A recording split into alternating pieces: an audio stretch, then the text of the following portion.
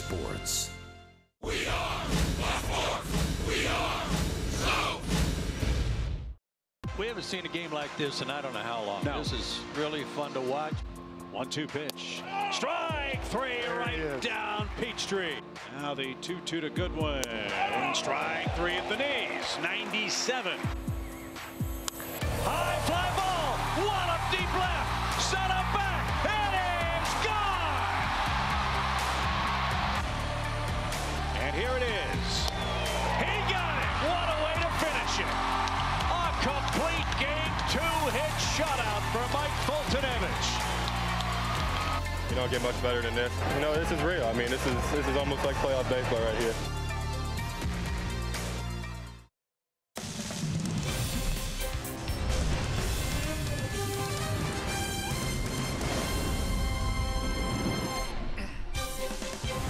Oh, baby, it's been a lot of fun these last 2 days here at SunTrust Park. The Braves' offense has been clutch. Atlanta's pitching has been even better. And the Braves have opened up a game-and-a-half lead over Matt Adams, Trey Turner, and the Washington Nationals in the Eastern Division race. Hi again, friends, with Jeff Francoeur and Joe Simpson, Chip Carey. Welcome back to the ballpark where the Braves have stunned the Nationals in back-to-back games. Yes, Atlanta's playing perhaps its best baseball at home in quite some time, fellas, and it starts with the starting pitching. Absolutely it does. In large part, the last two wins especially are due to Sean Newcomb and Mike Fultonevich and what they've done. But go back another start to Julio Teheran against the Mets. 23 innings. They've only given up 4 earned runs. That's a 1.57 ERA.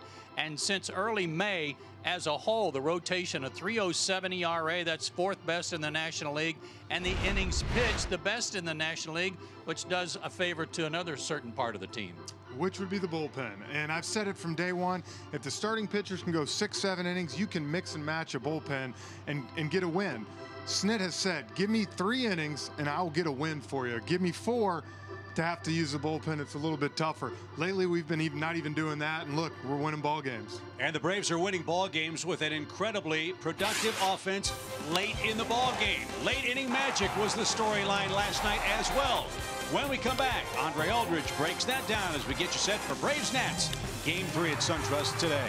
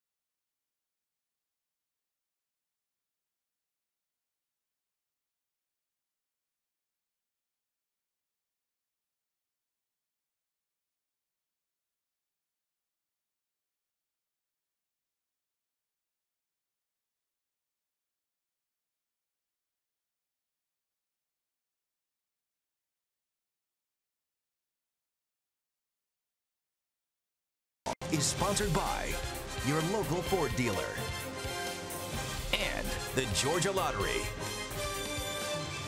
And we welcome you back to SunTrust Park, ready for our third straight against the Nats. How about a third straight win against our pals from Washington? You know, we are the Atlanta Braves. They also could be known, though, as the Drama Kings. Andre Aldrich here with you. And from the 7th inning on, how much fun has it been to watch our squad this year? Because in Major League Baseball, only 2 other teams have scored more than our Atlanta Braves this season once the 7th inning hits and beyond. 106 runs for our ball club. 7th inning on. 4 of those happened last night during that pitching duel between Steven Strasburg and our Mike Fultonevich, and you see the other numbers, nothing short of sensational. So how do you explain it? I went to Freddie Freeman for some answers. There's not really many words you can put into that. You know, it's just, I think as a team, we just believe no matter what the score is, no matter what inning it is, we can score runs against whoever is on the mound. But hopefully we can start putting that trend to start scoring some more runs at the beginning of the game. But ultimately, we're still fighting to the end. Freddie also extended his hitting streak to 14 straight games off a 1-2 fastball against Steven Strasburg last night. Hey, all of our guys looking to greet Gio Gonzalez the right way, seeing him for the first time this season. Quick timeout. After that, we'll get you back upstairs to Chip, Joe, and Frenchie. It's our Bravos. It's the Nats. It's baseball right here, and you're going to enjoy it. Stay tuned.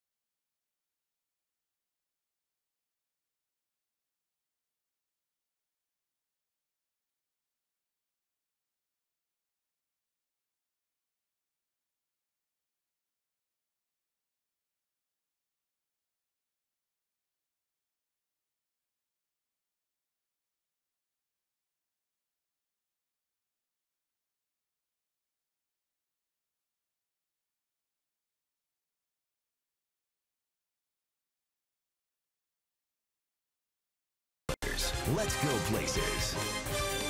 And by SunTrust. Confidence starts here. Well, welcome to summer in Atlanta. It is hot. It is muggy. It is a beautiful day for a ball game. The Braves and Nationals meet in Game 3 of our 4-game series. And today, fellas, Gio Gonzalez and Brandon McCarthy have the unenviable task of trying to top last night's magnificent pitching through 7 for Steven Strasburg and 9 innings of great work for Mike Fultonevich. Well, Brandon can do it. He's just going to have to do it in a different way than what we saw last night. He's 5-2, a 5.02 ERA.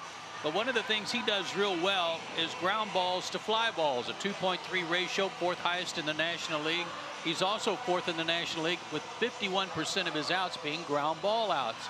So he'll need that working tonight, this afternoon. 34 years old, 6'8", 225 out of Colorado Springs. His keys to the game. Do you have a suit? If you do, then follow suit, because the last 3 starts have been outstanding. Put your suit on and go to work. Turner. Keep Trey Turner off the bases this afternoon, because one thing that is not in Brandon's favor is runners in scoring position. The average against him is 404. That's the highest in Major League Baseball. Brandon has pitched well in his career against the Nationals, who are one of 4 Major League teams he's never beaten, guys, despite a career ERA of 2. That's kind of interesting. I think one thing he's got going for him today, obviously, is team's playing well. Hopefully keep that on a roll from Teheran, Newcomb, Fulte. But, you know, maybe these guys try to do a little too much after not being able to do something the last 2 days. And obviously Brandon can take advantage of that by hitting the corners and running his 2-seamer in on some of the righties. And Atlanta starts action today 1.5 games ahead of the Nationals, who are in second in the National League East. Trey Turner leads off. He's 2 for 7 so far in the series. Braves in their home whites. Washington with gray pants, red tops. And McCarthy's first is in for a strike, says Adam Kalhamari, our favorite home plate umpire. His first raise of the right tentacle, and we are underway.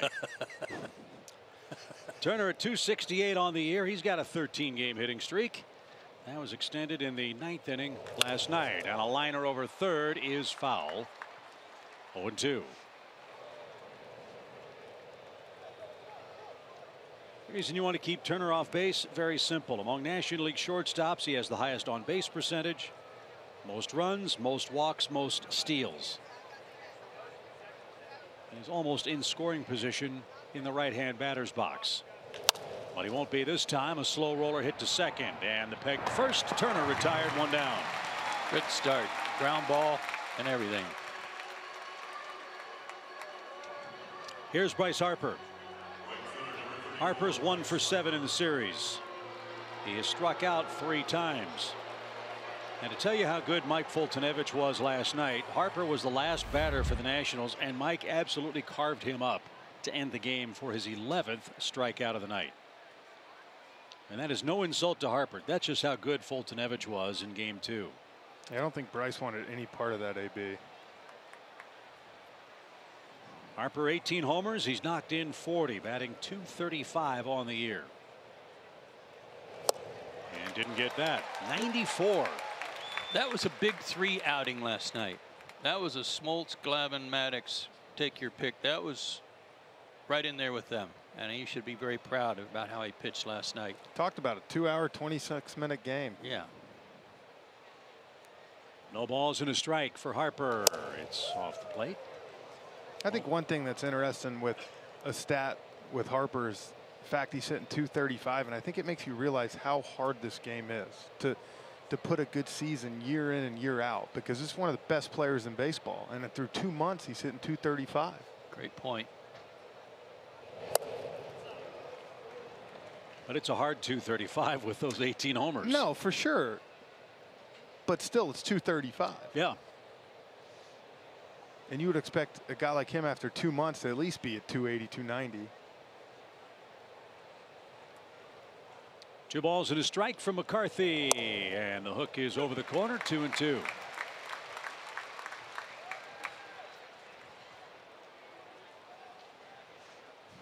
Braves have held Bryce Harper to 5 hits and 25 at bats this year.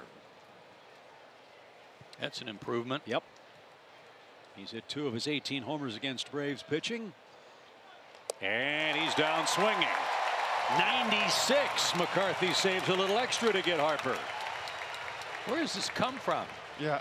I mean, he hit 95 a couple of starts ago, and Chip and I looked at each other, and our eyes got real big like, I didn't know he could do that. I thought his arm was going to fall off. Yeah. I'd say one thing, the Braves pitchers are doing a good job right now, and we talked about it the other.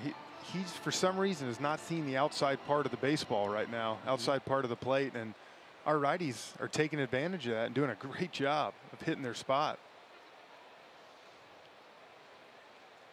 Well, right now, Anthony Rendon might be the hottest hitter on the Nationals club.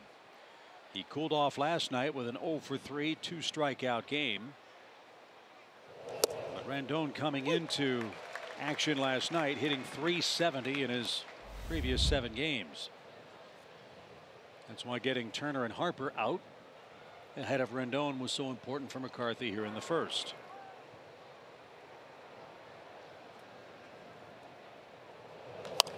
Popped up, and McCarthy's ahead. 0-2. I would imagine, too, a man that's been around as long as Brandon knows the importance of economy on a steamy day like today. 2 outs and now 2 strikes on Rendon. He's about to throw his 10th pitch in his 12th start.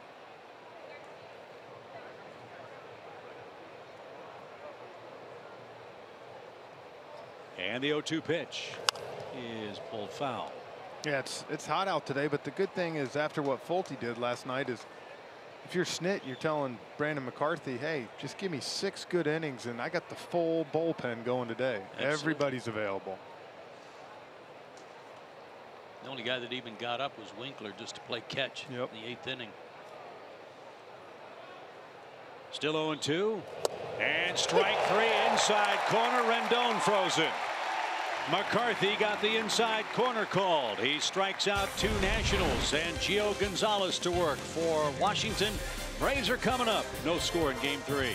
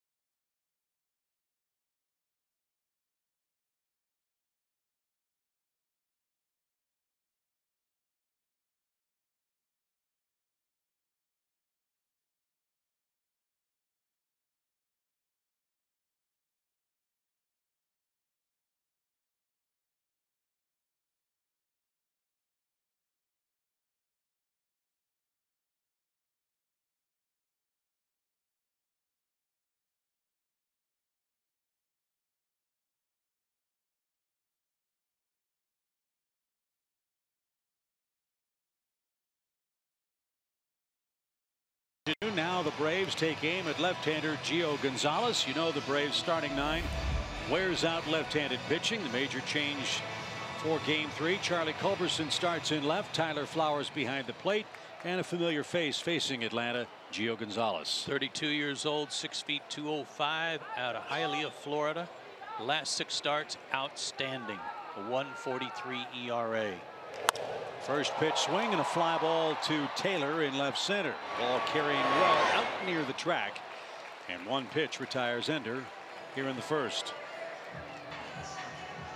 He's making his 22nd career start against Atlanta. 5-11 against the Braves with a 5.11 ERA, oddly enough. And over a 7-point ERA in his last 7 head-to-head starts against Atlanta. So that continues as Ozzie digs in and takes a little low, ball 1.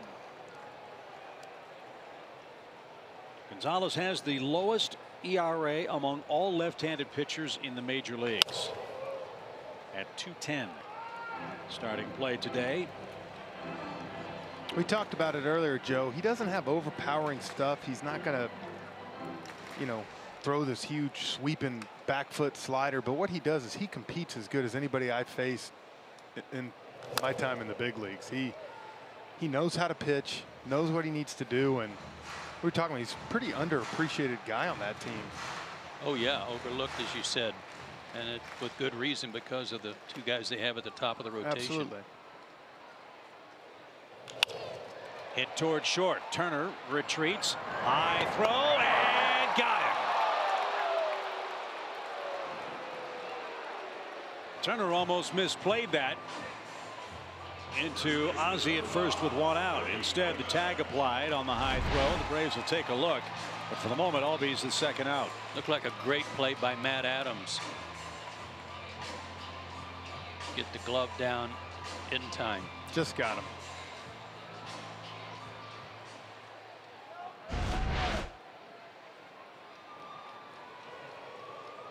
So here's Freddie Freeman with 2 outs. To your point about Gio Gonzalez being underappreciated, he's won 21, 11, 10, 11, and 15 games since coming over from Oakland. That's 86 wins since the 2012 season. He has never failed to pitch in fewer than 27 games. In fact, he's thrown 32 or more starts in 4 of his first full 5 in a Nationals uniform. Well, he's a 123 game winner. That says a lot. I would say that was a good investment they made. Got him for Derek Norris, A.J. Cole, Brad Peacock, and Tommy Malone before the 2012 season. I'd say it's an even better deal now. Yeah. Pulled foul, 2-2 for Freddie. Freddie hitting .393 during his hitting streak. He's almost a .340 for his overall average.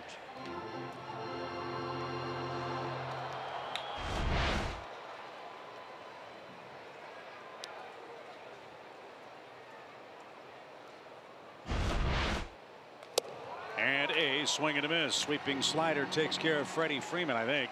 Might have had some cut to it. Freddie retired. And it's 3 up, 3 down for Gonzalez.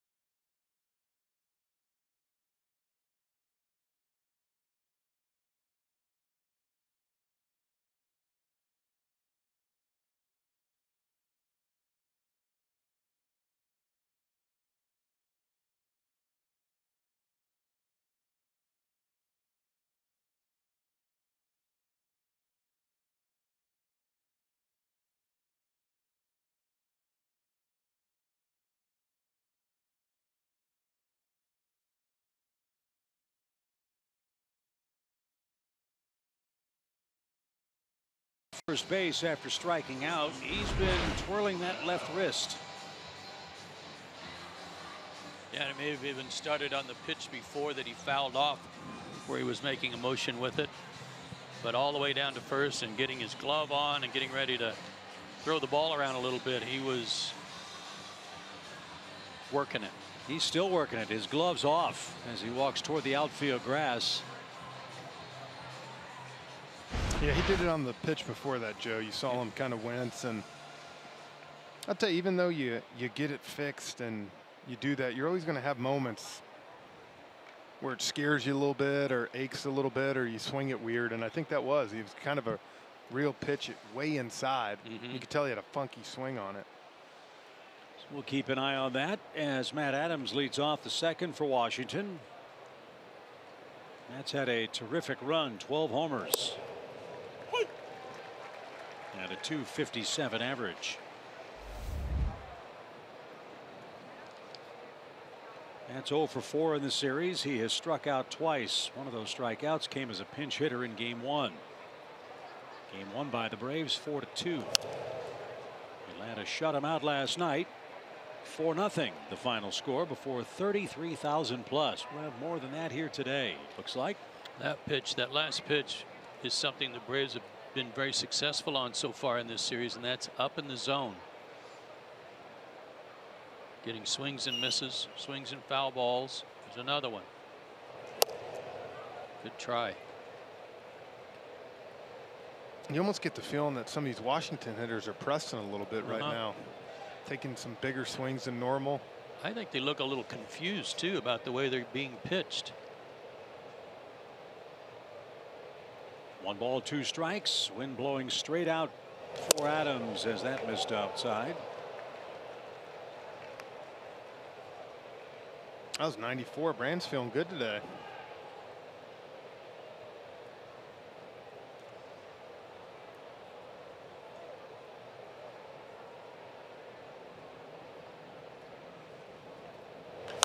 Slow roller hit toward first. That's foul.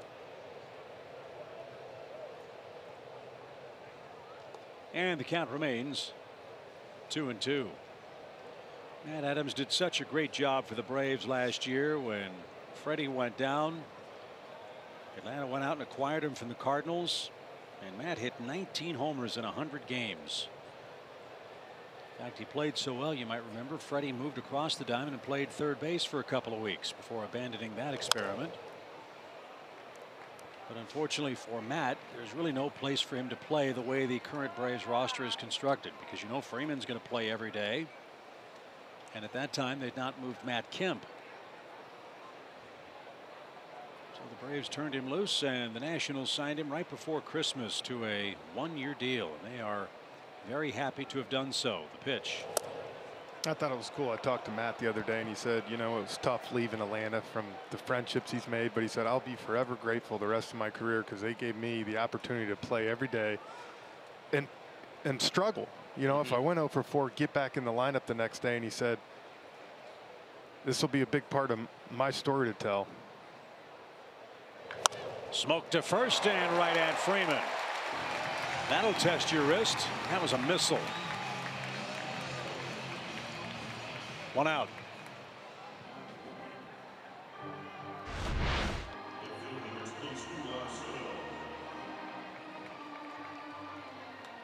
Backdoor breaking ball. He had it covered, hit it hard, but right at number 5.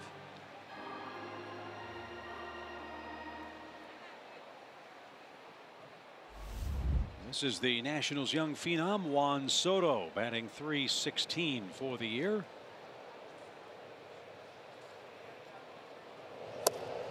And in for a strike. There have been so many injuries to so many different Nationals. Soto was unexpectedly on their radar when they needed to go get a bat and get a healthy player. He zoomed through their minor league system, much like Ronald Acuna Jr. has done for the Braves. And with Eaton getting closer and with Daniel Murphy getting closer, they're going to have some interesting decisions to make about how they put together their 25-man roster. Will Soto stay, or will he head back for more seasoning? But isn't their number 1 prospect a kid named Robles? Oscar Robles. He got hurt. He got hurt. He did. Okay. Yeah, he's going to be in the outfield whenever, or be somewhere. 1-1 pitch. In fact, had he not gotten hurt, I would almost guarantee that he would have been the first choice rather than a 19-year-old kid. That's why I was trying to figure out, why did this guy get the call first? Yeah, Robles was hurt. Didn't know that. You get the feeling when you look at this team, though, they really miss Daniel Murphy. And that 2-hole put up a professional at bat, getting on base for Bryce. Ozzie can't get it. So Soto has his first hit against the Braves, a clean single. And he's aboard in front of Michael Taylor with 1 out. If Ozzie can't get it, that means it was hitting real hard and real fast.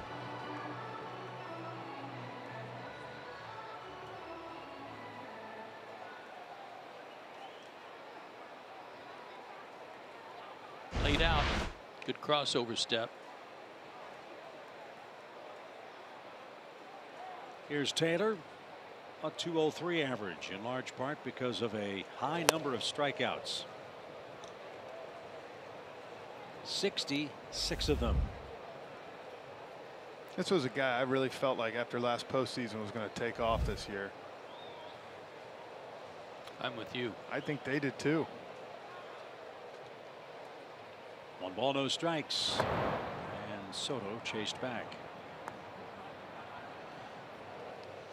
Yeah, Taylor almost single-handedly beat the Cubs in the division series. 2 homers, 8 RBIs in his 15 at-bats. Also walked 3 times against the Cubs. after a 19-homer regular season in just 118 games.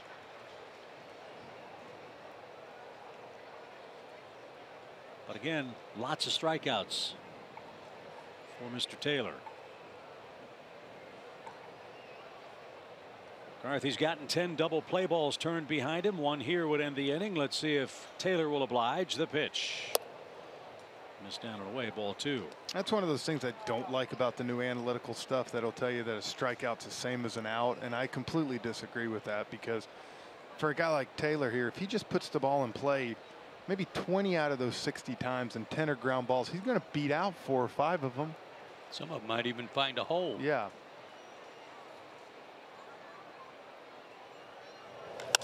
Fly ball walloped towards center. Ender on a flat out sprint. Ain't going to get that one. It's a long homer for Taylor. So he does make contact. He hits his 5th home run, and he gives the Nationals the lead 2-0. And if you hit it high, it's going to fly today.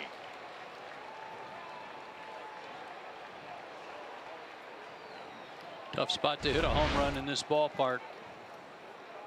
Hanging curveball. We've seen those go a long way in the last couple of nights. You can see by Brandon's reaction, he knew.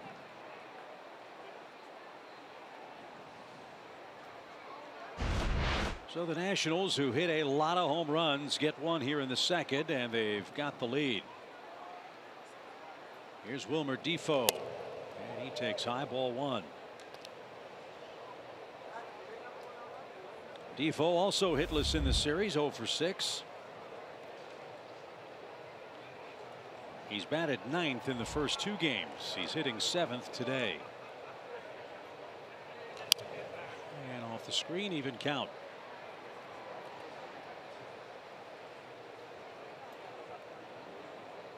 Washington's hit 73 home runs now as a club. That's more than any other National League team. Taylor has hit just 5 of them. But that one a no-doubter. And after the Soto single, it's 2-0 Nationals. And a little dribbler. McCarthy will field. He'll flip to first. And there's the 2nd out.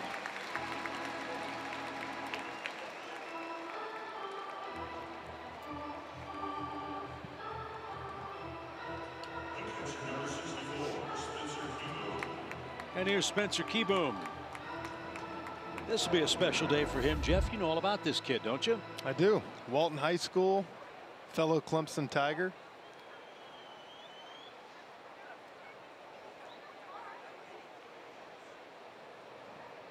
Went to Walton High School here in Marietta. 27 years young. And he smokes one towards center, and that will retire the side. Spencer doesn't go kaboom. Michael Taylor does. A 2-run homer with 1 out gives the Nationals an early lead. Heart of the order coming up for the Braves in the 2nd.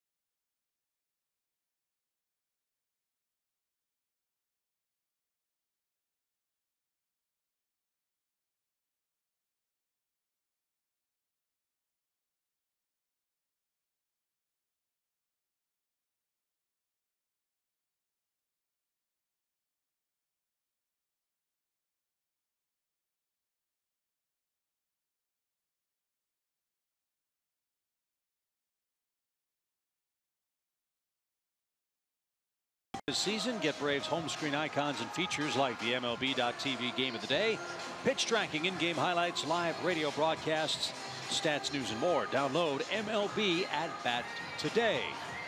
With Joe Simpson, Jeff Francoeur, Andre Aldridge down by the Braves dugout. Chip Terry with you from SunTrust. It's Game 3. And today the Nationals have struck first. Let's see if Nick Markakis, the National League hits leader, can get a rally started against Gio Gonzalez.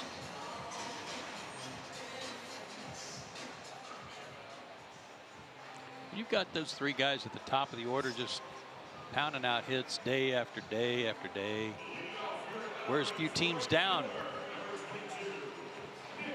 And the fact that Freeman and Markakis and normally Ender and Ciarte all hit left-handed pitching so well gives you hope against Gio Gonzalez today. Well, the Braves are 11-7 against left-handed starters, and they're 14-3 in day games. We're getting our sleep. Yeah.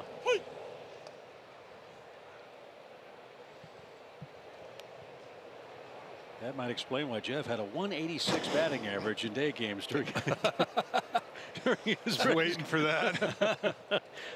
Pitch downstairs for Markakis. 1 ball, 1 strike. Hope you'll vote Nick into the All-Star Game, Braves country. Balloting is open. You can do it online at Braves.com.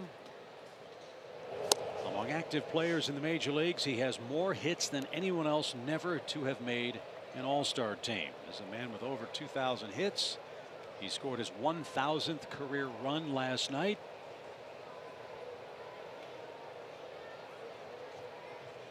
In the top 3 in hitting almost the entire year. He's 4th entering play today. And everybody's got some kryptonite somewhere. There are some guys in the lineup today who have good numbers against Gio. Nick is not one of them. 46 career at bats, sub 200 average. And he was just struck out on the inside corner. Markakis, a tough man to strike out, and Gonzalez got the call, so he's got back-to-back punch outs. 1 man down. I don't think Nick liked that call too much. Let's take a look. Can understand that. It's one of those that you'd have broke your bat if you swung at that one. So here's Tyler Flowers. He's 1 for 6 against Gio, and batting .276 for the season.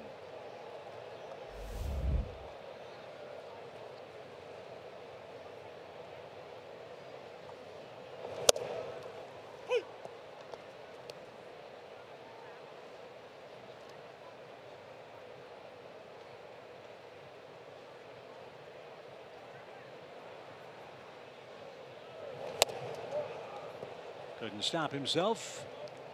And now it's Gonzalez's turn to use that high strike to his advantage. That hurts, trying to stop the swing at that on that high pitch.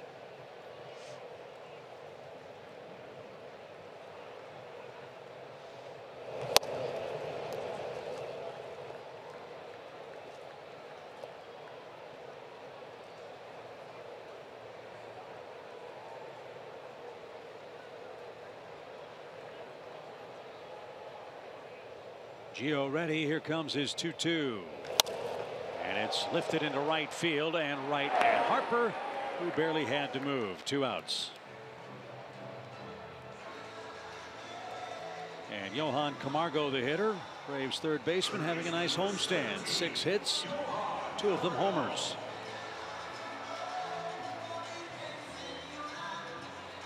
I tell you, Johan's really coming on strong lately. I think it was nice for him to know I'm going to be the third baseman. I'd like to see what he could have done out of spring right out the bat. Because I feel like, you know, his first 2-3 weeks up here were his spring training. They were. And it's tough to do it at this level. Well, he just thought that he'd come back from Gwinnett and step right up and do what he did last year, and it's just not that easy, especially if you've not been 100%.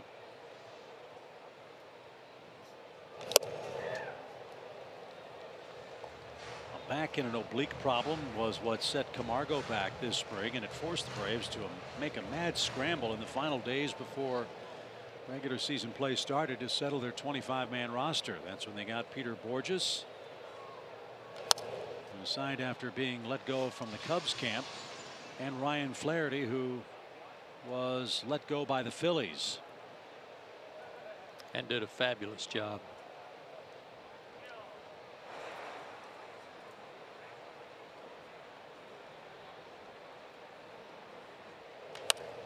Popped up right side. Adams near the line and now in foul ground.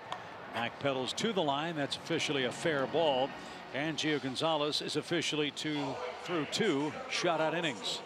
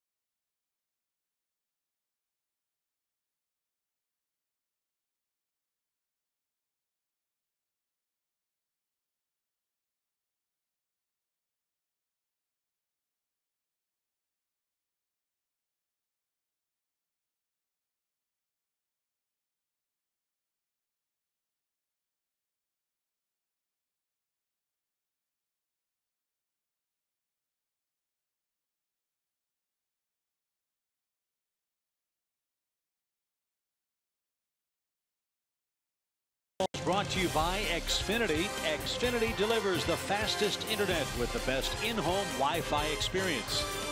By Delta and by Synovus, the Bank of Here.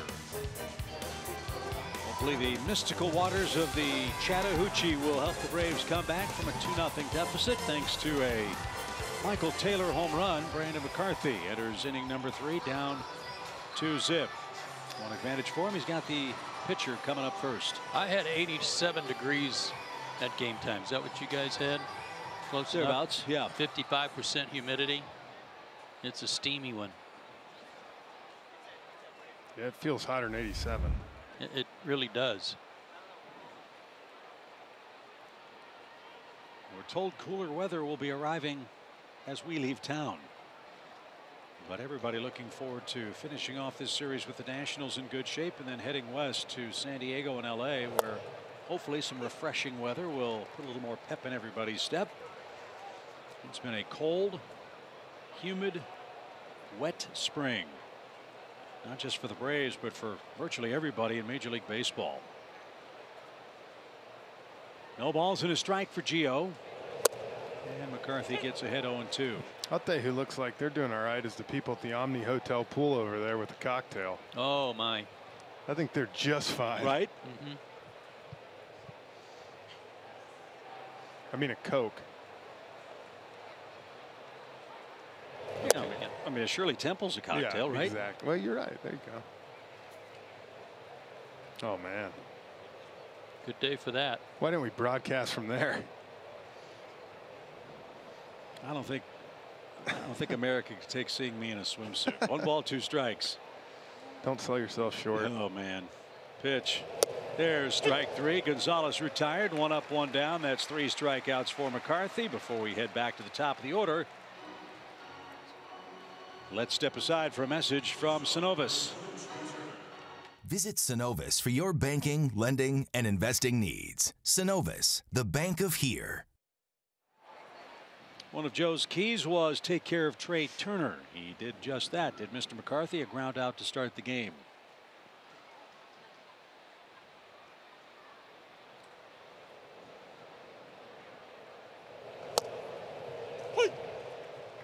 I'll tell you what, you saw Gio's at bat, Joe. After 5 years, I would think he would get a little better hitting. Doesn't. He just has not. Yeah, I don't think so. That was his 14th strikeout in 22 at bats so far this year. 2 perfect pitches from McCarthy to Turner. 0-2.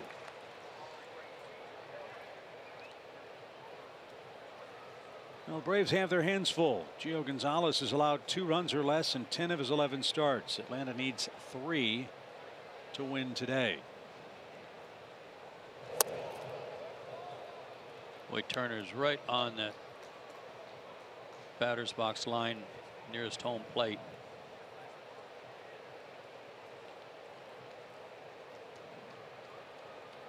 Inviting you to pitch him inside.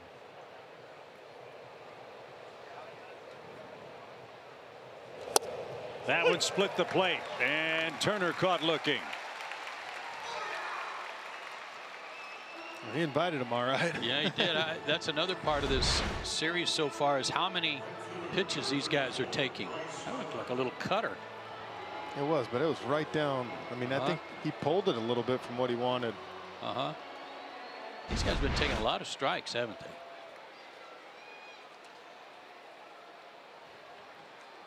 Yeah, I think they had, what, 6 maybe looking last night, strikeouts? Yeah. Well, I've got him for 9 total called third strikes in the series. McCarthy has 3 today as that one's popped up. Long run for Camargo and no chance to get that. The sun-splashed fans to our left fight for the souvenir. And Bryce Harper down a strike. What's your prediction, guys? Does Bryce come back to Washington next year? I'm going to say no.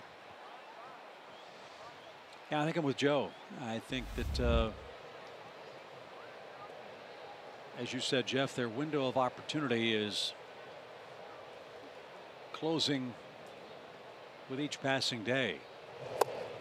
Not because he isn't a great player, but I don't know if the Nationals are going to open the checkbook and sign him to that $300 or $400 million deal. Not with the number of players they could get to replace him.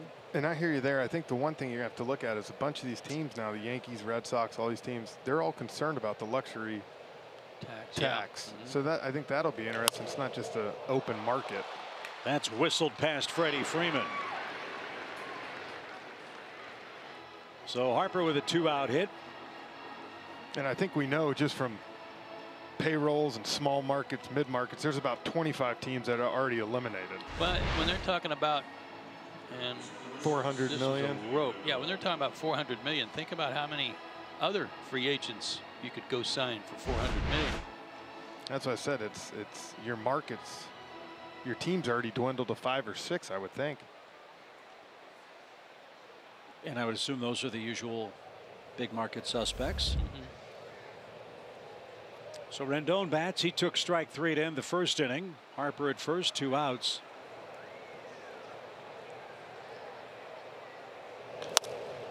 And that's slicing out of play right side. You can see the shadows from the right field roof beginning to creep over to the field of play. That's the one part of these 4-10 games that just, as a player, you're so frustrated because you know that this is coming and it's going to last for an hour and a half, and it's not going to be easy to see as a hitter. Dansby at short. He'll flip to second. Nice play to retire Harper on the force. Rendon is down. So is Washington. And the lower third coming up for the Braves. Still 2-0 Nats.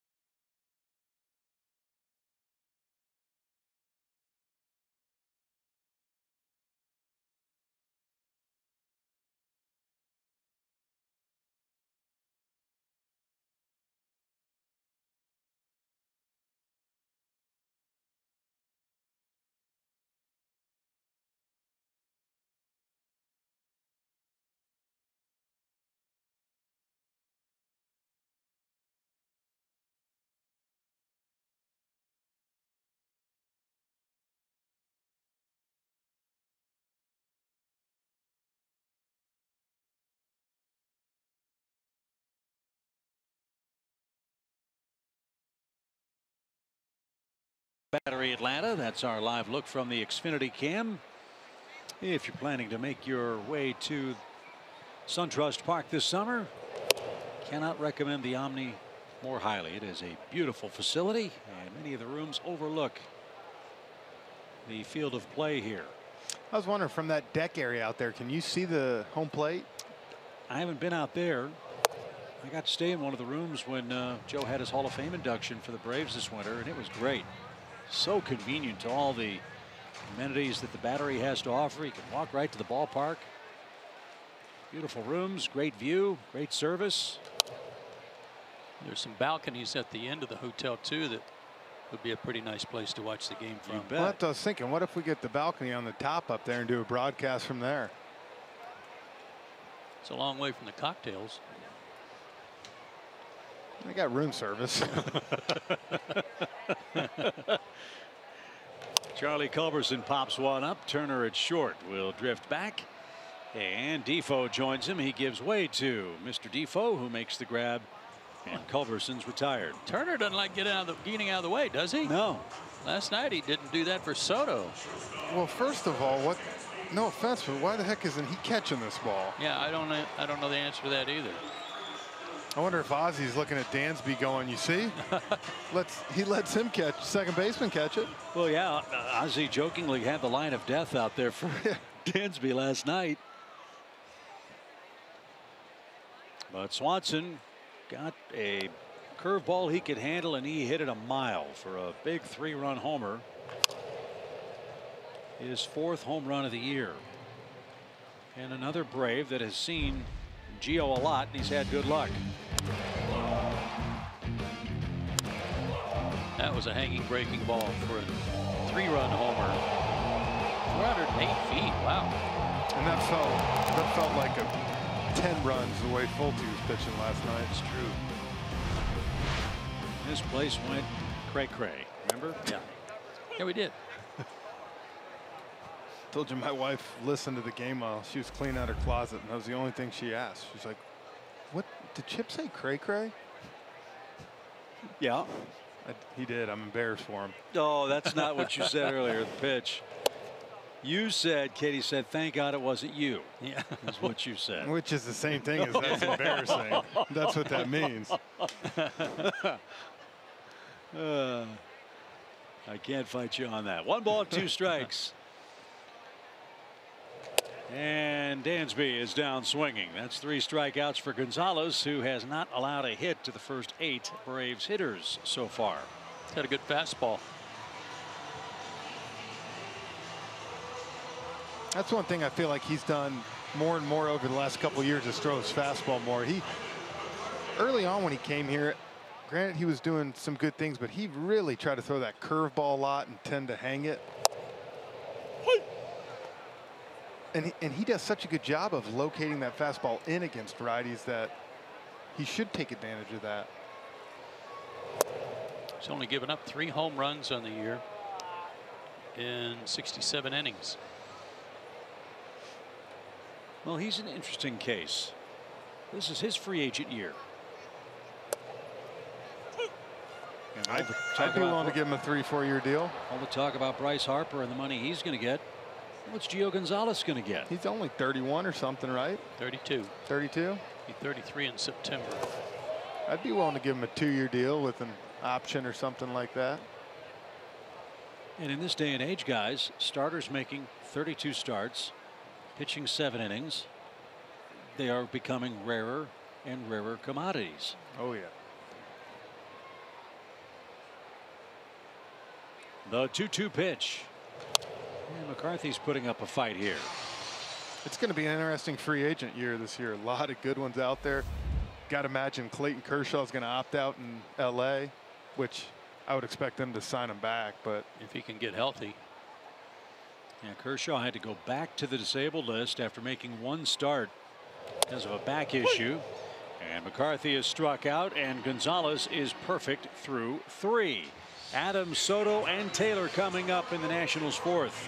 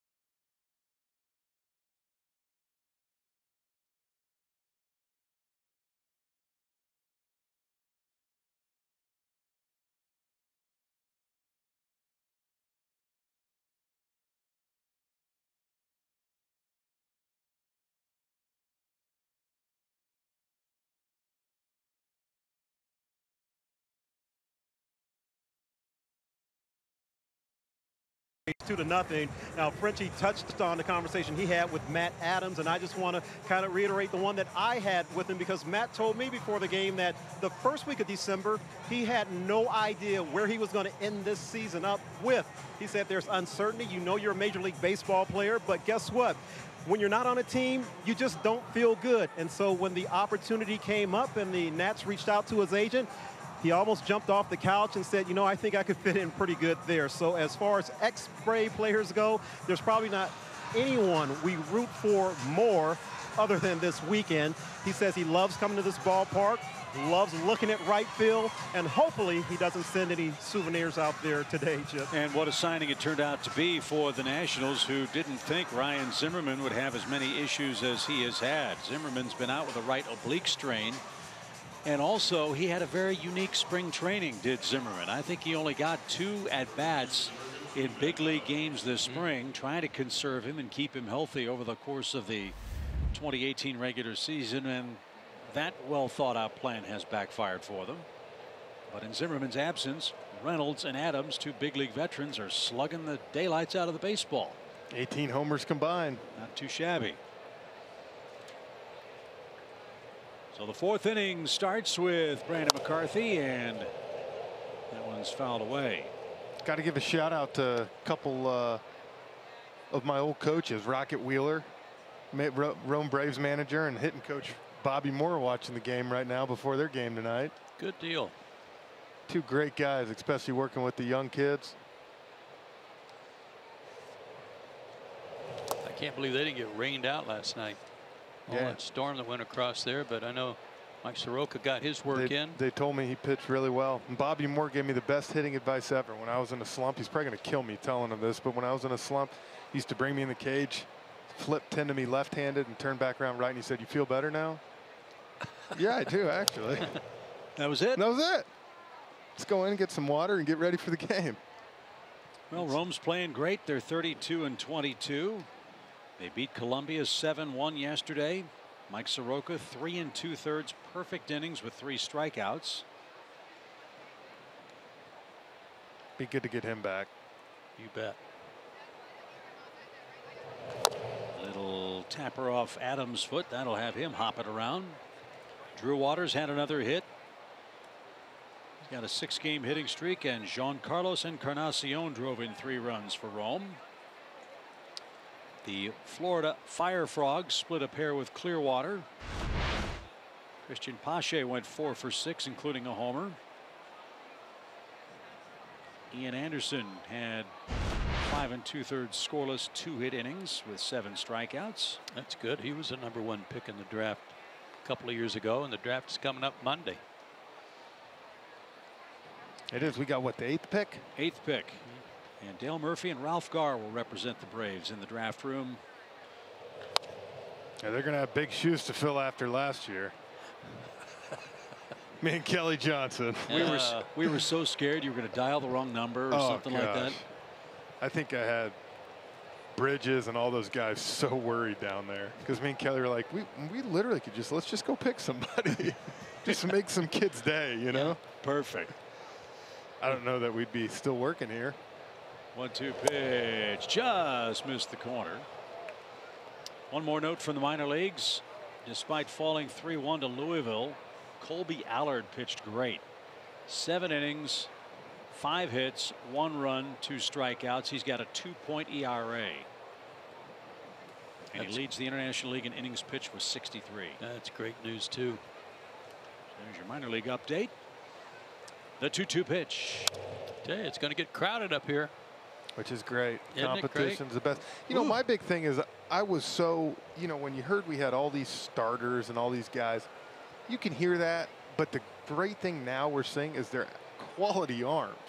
You know, you're always worried just because we have so much pitching, but are they the kind of guys that can make an impact? And right now you're seeing they are. Adams lifts one a mile high to left. Charlie Culberson, with his glasses gleaming, makes the catch. And after a prolonged battle, Adams is subdued for out number 1. Matt's hurting, too. That right foot's hurting.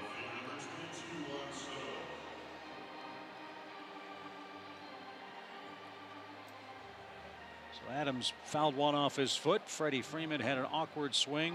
His wrist is bothering him. Freddie's due up third in the fourth. We'll see how his afternoon continues. Here's Soto, a hard hit ground ball that eluded Ozzie Albies at second base. Like Adams went right down the tunnel. You might be seeing Reynolds come in a minute.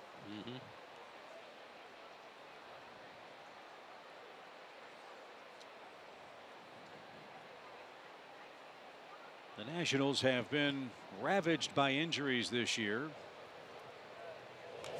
As this one's ticketed for center, Soto has 2 hits. This was the picks that clicked section of their lineup. Soto singled and then Taylor homered back in the second. Washington has used 41 players, the second highest total of players this year, because of all the problems Dave Martinez has had in keeping his roster healthy. And these aren't just extra guys. These are key cogs. We've talked about Eaton. We've talked about Murphy and Zimmerman. I think they've used, what, 41, and I think 3 of the guys are actually on the roster, just haven't been used yet. It just got called up. Yeah. So Taylor pops one off the end of his bat, foul and out of play. Well, one thing's for sure, maybe Martinez is going to keep him loose. Whoever's over there, he's certainly taken a page from his mentor, Joe Madden, and the way he manages and how he has various, I guess, what's the word for a road trip? Theme. Thank you. That is awesome. They have a good time. It's loose. It's with the blessing of the owner, and the players and travel party love it. 10 years Dave Martinez served as the bench coach for Joe Madden in Tampa Bay and then again with the Cubs. When did he play here, Chip? In Atlanta? His last year, 2001. He played well. Yeah. Down the right field line, just foul. In 2001, Dave Martinez hit .287 in 120 games. Hit a couple of homers, scored 33 runs. Did not make an error. And he finished his big league career with 1,599 hits and a lifetime .276 average. What was his last year in the big leagues? 2001. Well, he went out with the bang. With the Braves. I think the trainer just came and told him something about Matt Adams. And now Dave Martinez is headed down the tunnel. That's not good news for Washington. The pitch. Fly to center. Ender's going to catch this one, however. And Soto is going to head back to first. Ender fired it in well off target and fortunately backed up by Flowers.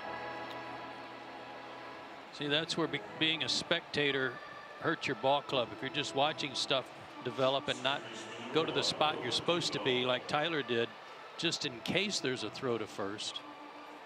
That could have been a big mistake. Good hustle. That was a great pitch by Brandon there too. He's been letting Taylor get his arms extended all day, and he ran it in on him right there. So here's Defoe. He bounced back to the pitcher. So Wilmer is 0 for 1 and 0 for 7 in the series.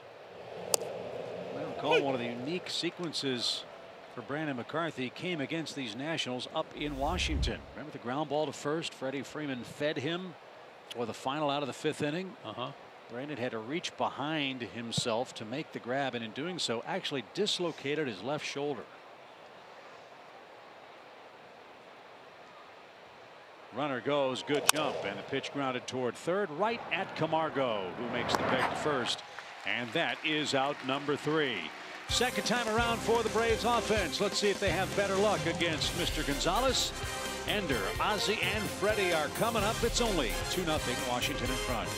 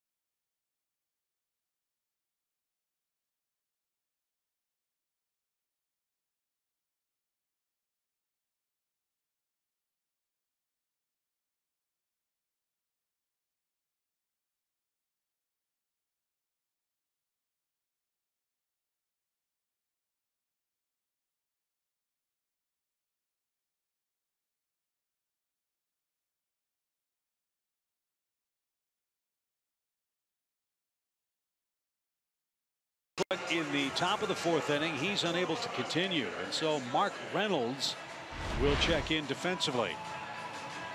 Right off the top of his foot.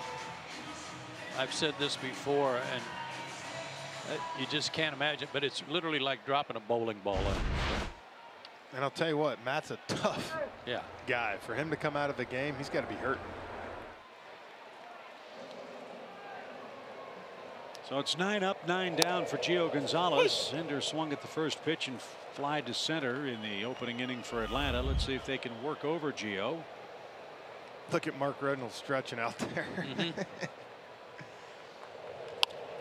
In the air towards center.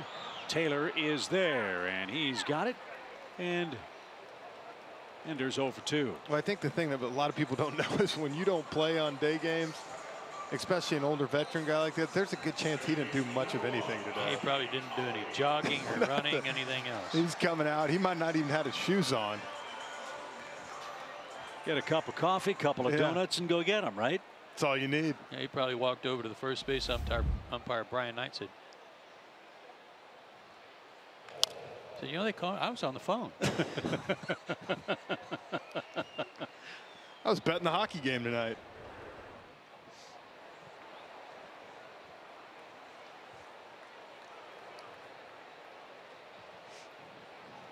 No balls, 1 strike.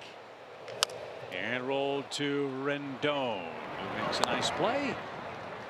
And it's 11 in a row retired by Gonzalez to start the game. This will be an interesting at bat. One I need to keep a close eye on if that left wrist is bothering him.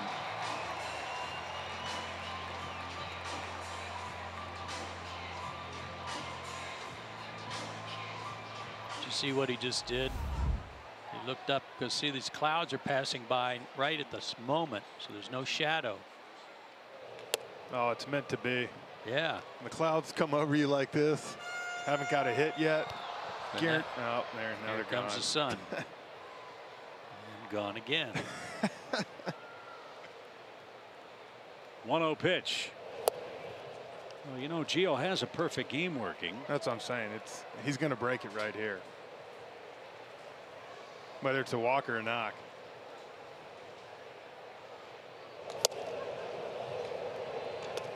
That's a good fastball. And it looks a lot faster than 91, doesn't it? Yeah, that one looked like he humped up on him. 2 balls and a strike. Bases empty, and the Braves 4th the pitch. No swing. Now he's got to throw a strike or he'll put Freeman aboard.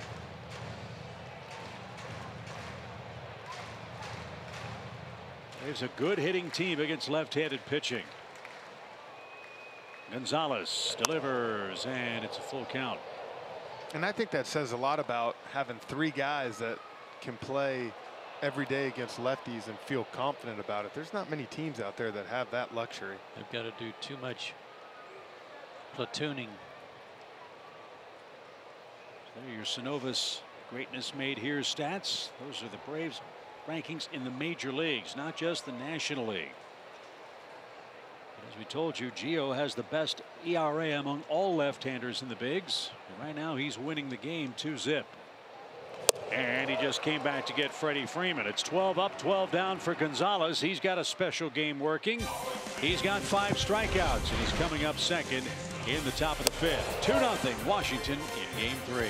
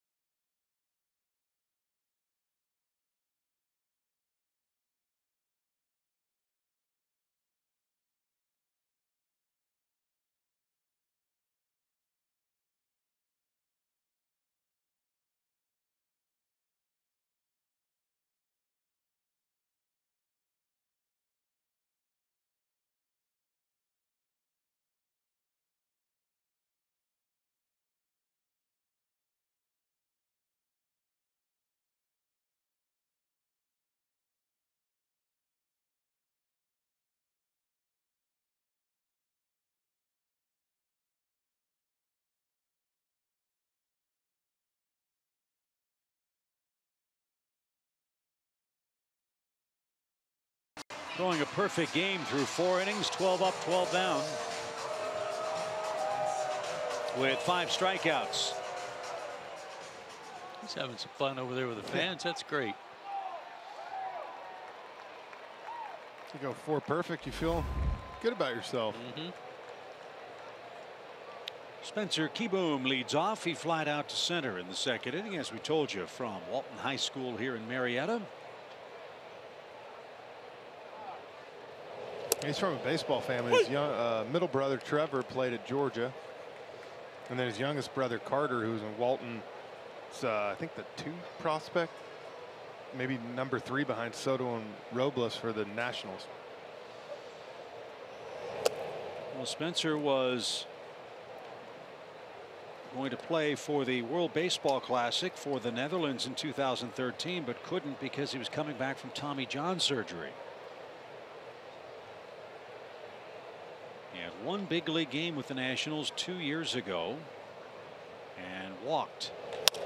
And he's going to ground out to short with a clean play. And Dansby, after dropping it momentarily, gets the catcher. There's out number 1. Yeah, I saw that when Spencer was at Clemson, he was up for the Johnny Bench Award, nominee for that as outstanding college catcher. I thought Chip was going to say he couldn't play for the Netherlands because at what point does he look anything like a guy from the Netherlands? Just the Kieboom part. Yeah. He's got dual citizenship. His dad was born in the Netherlands and moved to the U.S. when he was 17. Well, there you go. And don't sell the Netherlands short. They are a perennial powerhouse in that World Baseball Classic. They are. It is so much fun to watch. They don't have depth, but No. they got a 9 that they can put out there. And Well, that's because it includes Curacao. Right. Yeah. No balls and a strike. Earlier this spring, Major League Baseball announced that they will be playing some regular season games in London. The Yankees and Red Sox, unsurprisingly, will play a couple of games over at Wembley Arena. I believe it's Wembley Stadium. I beg your pardon. Wembley Stadium. As McCarthy turns it loose here and didn't get the corner. With the great success that the Netherlands team has had, I wonder if baseball would try to play some games in Amsterdam at some point. That'd be great. 1 ball, 2 strikes. And right down Peachtree. That takes care of Gio. He strikes out for the 2nd time. McCarthy's got 5 of those. And back to the top we go. I'll tell you, if I'm a player, I would be, you know, I wouldn't mind going to like Mexico City where they go, the Dominican where some, but it's going to be interesting to see how baseball goes in London. I've just never met many people that even know much about it other than the association to cricket. Exactly. Well, they played those. The Dodgers played in Australia a couple of years ago. Yeah, but Australia knows some baseball. Right. That one's popped down the right field line and slicing foul off Turner's bat. Really hard to see at the moment. You know, Gio didn't even get the bat off his shoulder. And for me anyway, Jeff, the more shadow the ball traveled in, the harder it was to see, even if the pitcher was standing in sunshine. That's why those early runs are so important. As Jeff said, with that 4-10 start today, a 1 pitch and fouled away 0-2. I remember we played a Sunday night baseball game when I was with Atlanta out in LA. I think it must have been 2008. And we started at, you know, of course, 5:10 in Anaheim. And it was a 2-hour and 1-minute game with Sunday night baseball. They were Angels won 1-0 on a Kochman home run. Couldn't see. No. And Turner couldn't see that one. 6 strikeouts for McCarthy, who set down 5 straight. Middle of the order coming up for Atlanta, trying to spoil Gio's perfect day.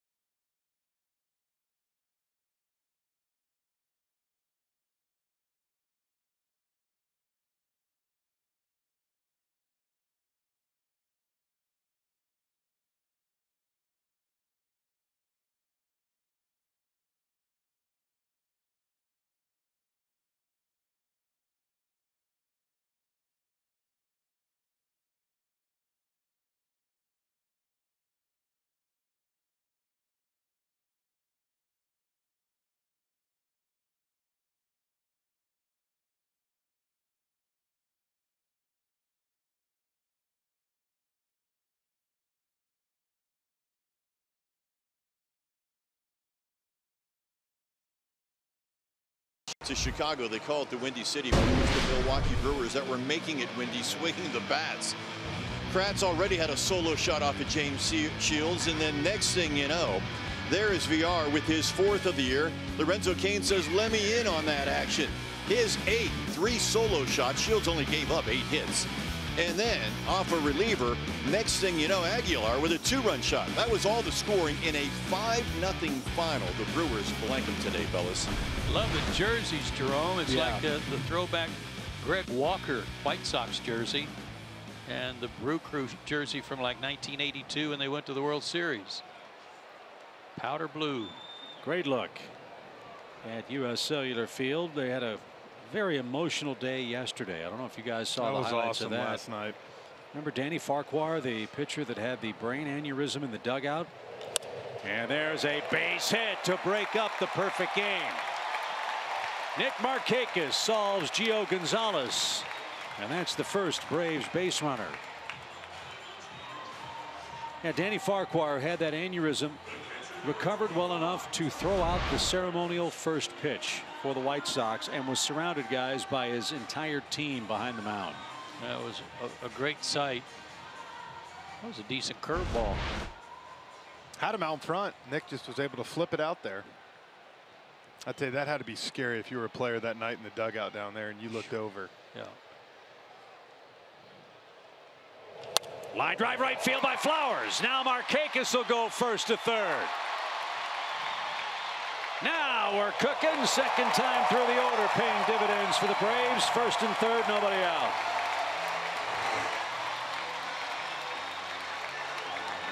Just funny, Joe, how fast baseball can change. 4 innings of perfect game, and then all of a sudden within 2 pitches, you got first and third. Nice piece of hitting by Tyler, too. That pitch up and away from him, going the other way with it. Great base run by Nick, too. Knowing, hey, even though he's got a good arm, I got plenty of time to go first to third. So Johan Camargo will bat. He popped out to Matt Adams, who has since departed with a foot injury. First and third for Atlanta, nobody out. And this was the situation that got the Braves the first run of the game last night. Markakis at third, Camargo in the batter's box, and a little dribbler that popped in and out of the glove of Matt Adams to score the first run off Strasburg in the 7th. Johan's upstairs. Excuse me, Chip. Johan's done a good job of bumping his average up over 220. And left-handed, he's close to 250, but right-handed still an issue. 6 for 34. And after his out today, 6 for 35 right-handed. Fly ball hammered deep center. Taylor on the run, still going. The ball is gone. 7 for 36. Yeah, baby.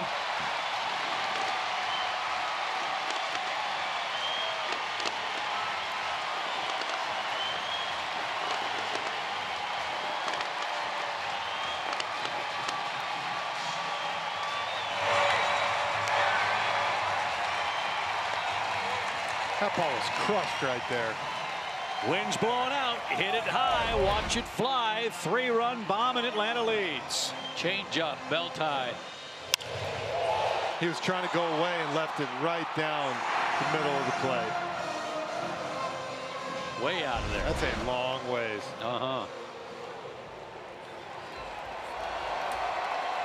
So the Braves lead by a run for Charlie Culberson. Nick Markakis broke the ice with a single. Flowers punched one to right, and then Camargo hits one 400+ feet to give the Braves a 1-run lead. And a cue shot off Culberson's bat. Gio will flip to first, and there's the first out of the inning. I'll tell you, Joe, you know who we got to give a lot of credit to too right now is Brandon McCarthy. After giving up that 2-run homer, to settle down and put up three zeros for us to be able to come back like this. And that's not atypical the way he pitches. He gives up runs. He just doesn't panic. No.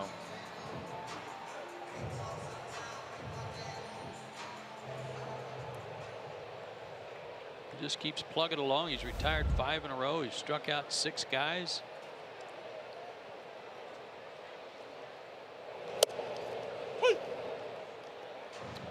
430-foot drive on a changeup. To dead center.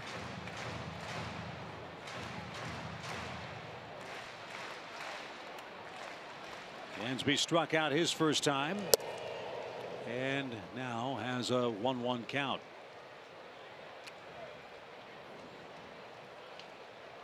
Looking ahead to the 6th, Harper, Rendon, and Reynolds will be the trio up for the Nationals. They now trail after 4 brilliant innings by Gio Gonzalez. 3 straight hits started the Atlanta 5th.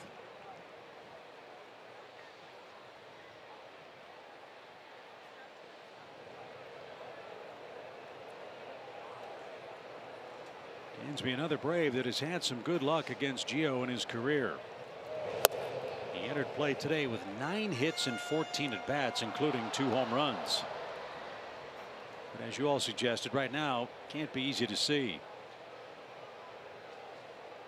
Dappled sunshine right across the mound.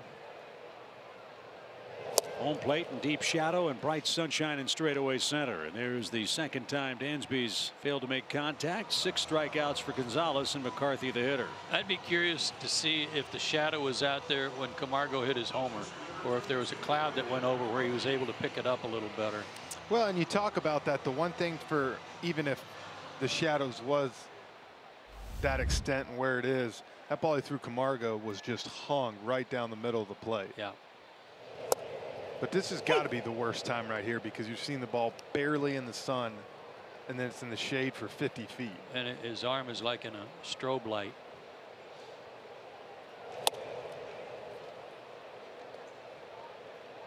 So now again the advantage turns to Atlanta. They have the lead. In next inning the Nationals will have to deal with these same conditions.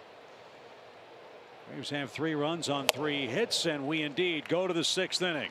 Markakis and Flowers single, then Johan Camargo breaks out the tape measure and the home run stick.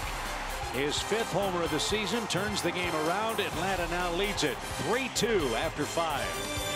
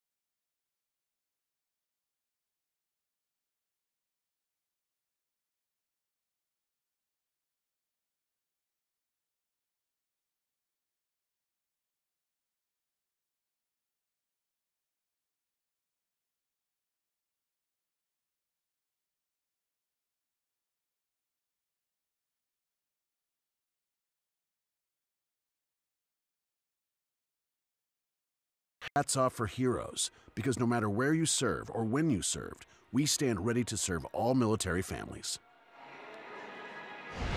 And we welcome you back as we take a look at Johan Camargo.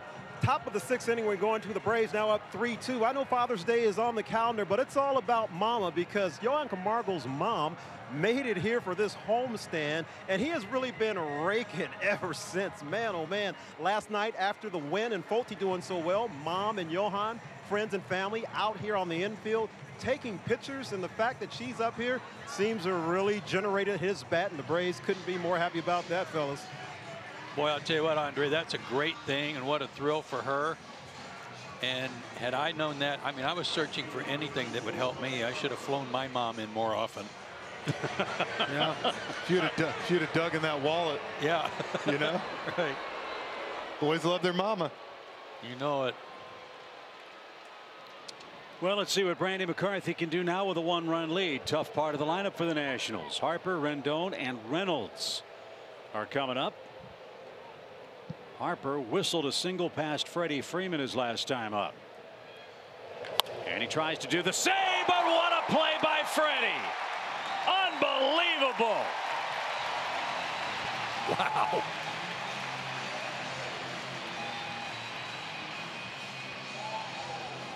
It would have been okay to get out of the way.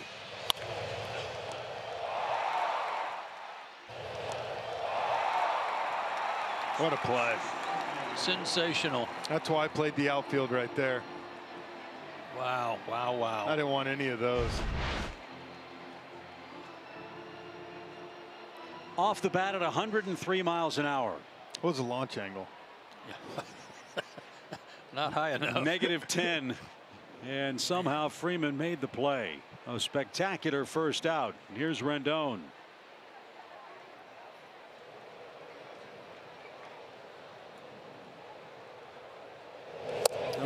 Here's another reason it's a tough time to play. It's hard to pick the ball up off the bat like that in the shadow, and especially hard right now for Charlie Culberson and Ender Inciarte, especially in the sunlight, and Charlie with his shades on to help him block the sun. Ground ball to short. Dansby to his left. Gets to it easily. Rendon retired. 2 out. So you've got your shades on. The hitter's standing in the shade, and it's hard to pick the ball up because you're trying to guard against getting blinded. And then you see Nick out there. He's just enough in the shade to keep himself nice and cool. Yep. He's smart. Good inning so far for McCarthy. Needs a shutdown inning. Got a little help from Freddie. What is that, Chip? 7 in a row he set down? Yes, sir. Soto, the last man to reach with a single. Reynolds with his first at bat. Remember, he replaced Matt Adams, who fouled a ball off his right foot. Finished the at bat, but limped to the dugout, went right down the steps and up the tunnel, we presume. And has not been heard from since. And Reynolds behind quickly, 0-2. And woke Mark up from the couch and told him he's in. Yeah, get out of the nachos. Grab your glove.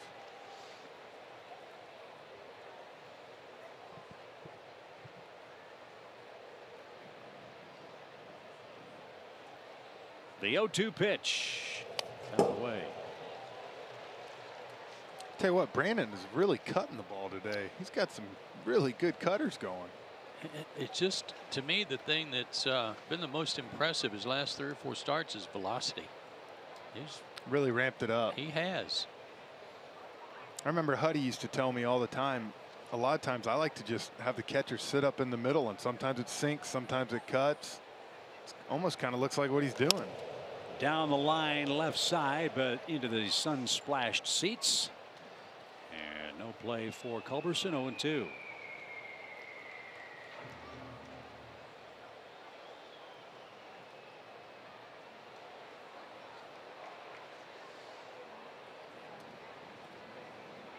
Soto on deck. The Braves want to worry about him in the 7th. First, the 0-2 pitch.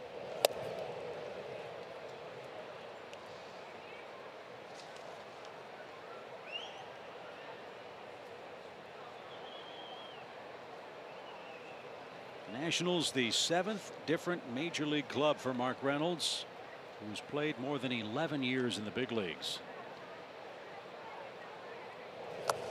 And do you know why? He can hit. He may strike out a lot, and he may not hit for a great average, but he can hit the ball out of the ballpark, and that's a great asset. Yeah, there's not many right-handed guys that can do what he does. 6 homers and 44 at bats with Washington this year. And he's putting up a fight here against McCarthy, who's a strike away from sending the Braves back to work in the bottom of the 6th inning. I've said before, I don't know how he does it, but he gets the barrel of the bat out front, and it looks like he's doing it one-handed. I still can't believe Colorado, we talked about Ian Desmond, how much he's hurt. The guys, they really didn't have just a first baseman that plays every day there. And hit 30-some homers for him last year.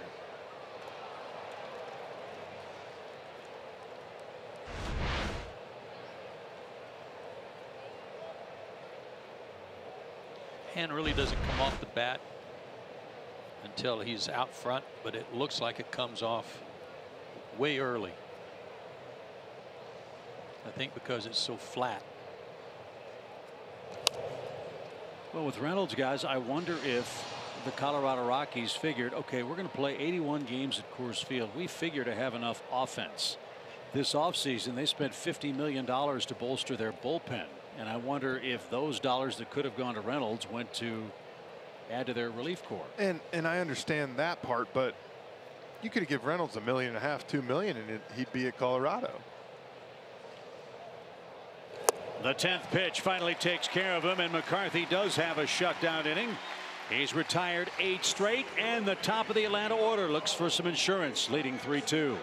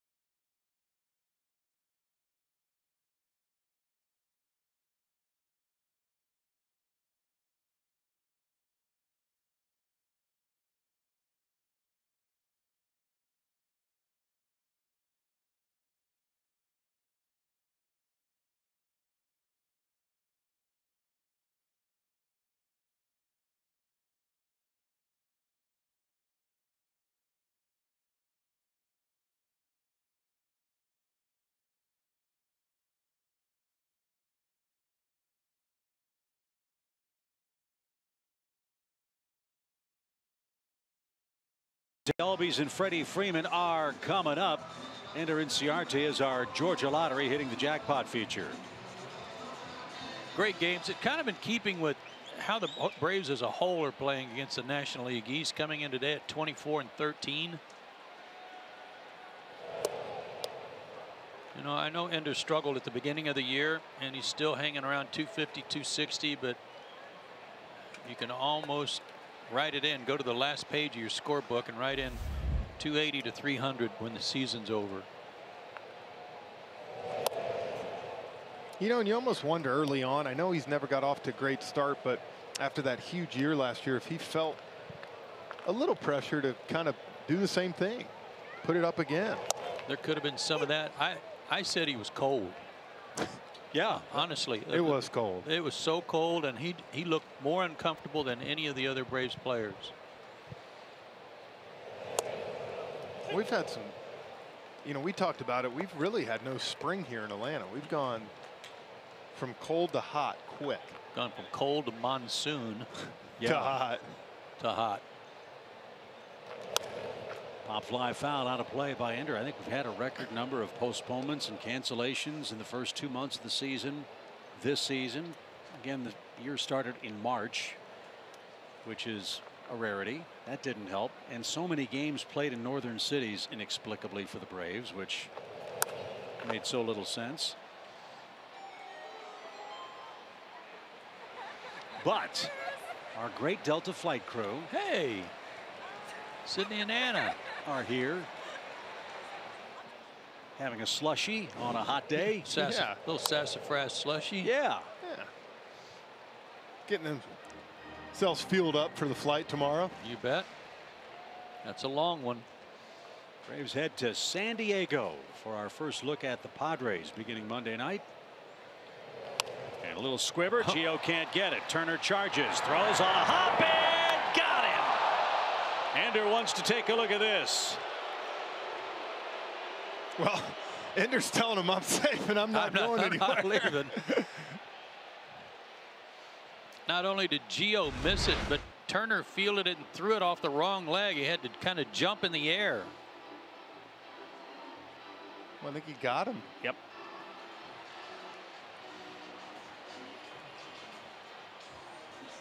Hit a changeup back to him.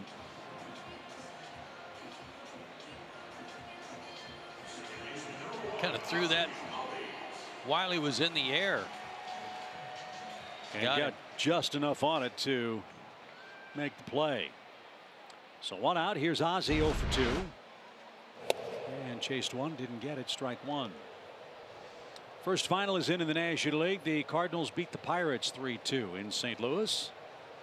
That was the 1,000th game in Busch Stadium 3 history, if you can believe that. No, I can't. Seriously? 1,000 games today already. Man. 2006 first season. Because 05 I got a chance to play in Old Busch, which was great. Yep. That's the one I grew up in. Although New Busch is really nice. Tell you what's cool about that, Jeff. As you get older and stadiums come and go, you'll be able to talk about that. Popped up. Reynolds at first will put a wrap on that one. He does. 2 outs. Talk about stadiums that you played in that may not exist anymore. And honestly, it's something people ask me about, different things that they might bring up. The White Sox and playing in Old Comiskey Park. That was really something. Old Tiger Stadium. That was amazing. That's the one place I wish I would have had a chance to play. Old Tiger Stadium. You would have been, you'd have gone crazy. In batting practice especially. Freddie lifts one to left. That ball's pretty deep. Soto up against the wall. Can't get it. It's off the base of the fence. And on the first pitch, Freeman has a 2-out double. I think you got your answer. I think his wrist is.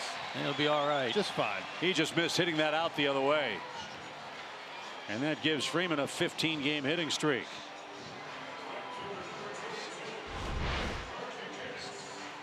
Target away, pitch away, but it was up.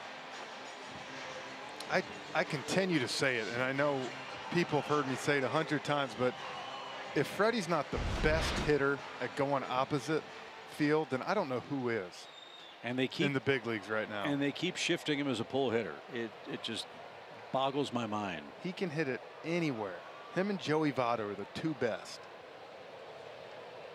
Well, the Braves are an excellent 2-out run scoring team. By my count, 126 2-out runs this year.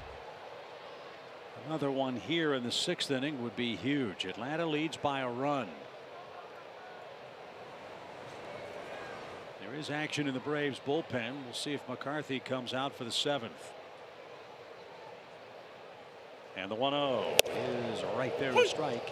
It's an even count. Part of what you're talking about with Freddie, though, Jeff, goes to his mindset and his game plan when he goes up there. He's thinking left center every time he goes up there.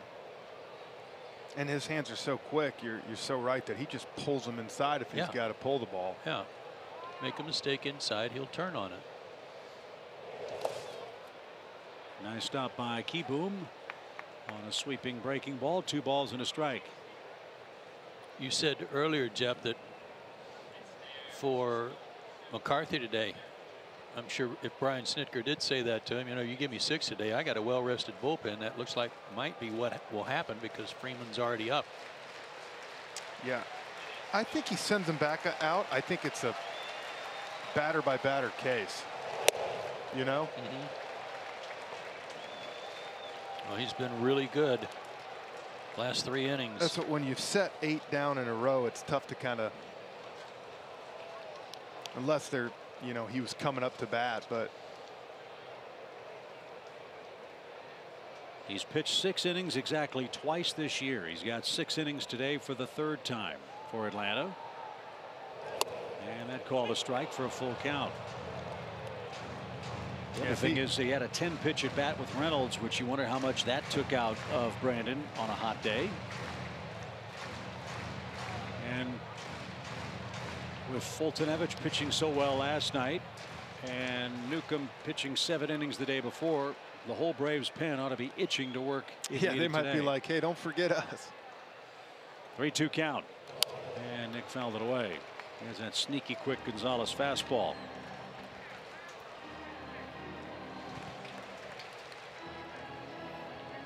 Braves trying to make an early June statement to the defending champion Nationals of the East that the Braves aren't going anywhere. They've come back from a 2-0 deficit today to lead 3-2 thanks to a Camargo 3-run homer.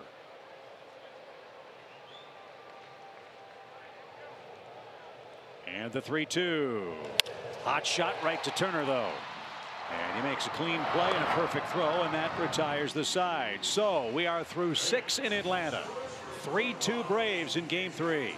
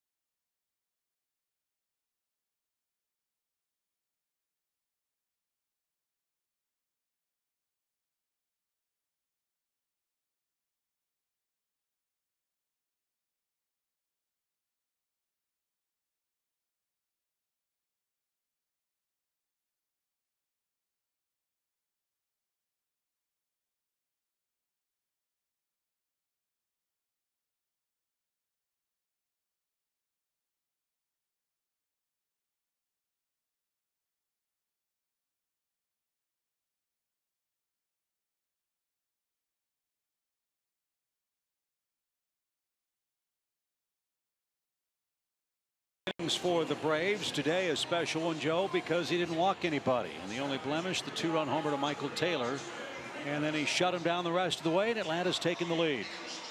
Great line. No walks, 7 strikeouts. He threw a hanging breaking ball to Taylor that he hit out of the ballpark, and outside of that, he's pitched wonderfully today. So he's our SunTrust confidence player. And Atlanta has plenty of confidence in a rested and ready bullpen. The first man up today, Sam Freeman, who's on for the 29th game. We said it early. Give me 6 innings. Let me piece the rest together. And I think Snit feels real confident about the next 3 innings with the bullpen. Yes. And I mean, can you imagine holding on to this game with a chance to sweep tomorrow? Woo.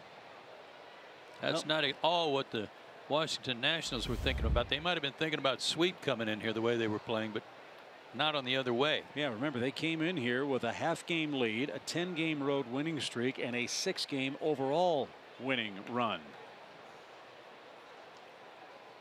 They've scored a grand total of 4 runs in their first 24 innings here in Atlanta.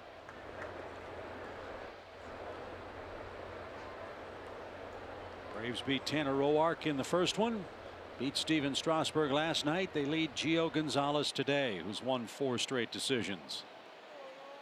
And Soto quickly behind 0-2. He spreads out with 2 strikes and he unloads to right pretty deep. Marquez is back as far as he can go, and he's not going to get it. An 0-2 home run by Juan Soto ties the game.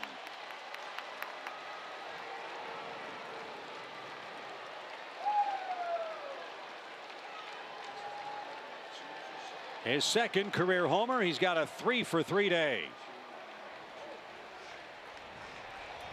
and ties the game up. Thanks for coming, Brandon McCarthy.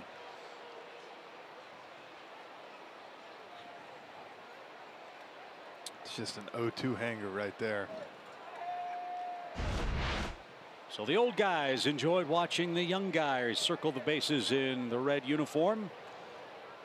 Soto and Taylor have hit homers. And Washington has tied the game at 3 apiece.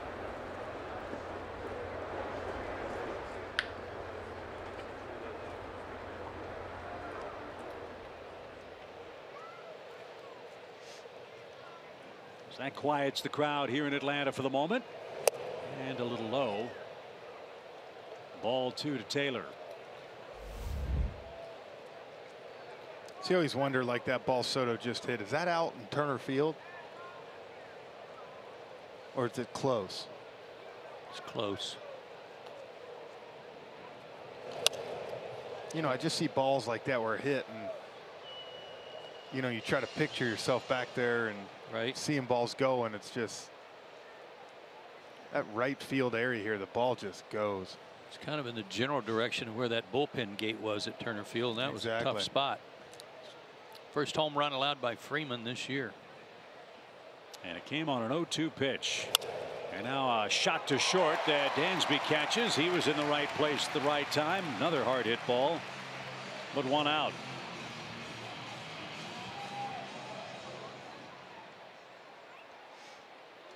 Here's Defoe. Wilmer's 0 for 2 in the game.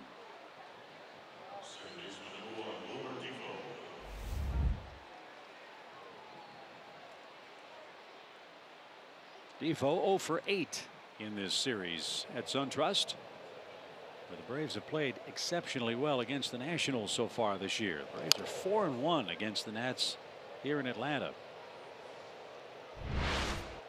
And you see, we don't have anybody warming up right now. I think Snit's whole plan was Freeman for the 7th, probably Winkler for the 8th, and Viz for the 9th. And you probably still see Wiz and Winkler and Viz. Well, that's the combination. Call him the Wizard. Yeah, sure.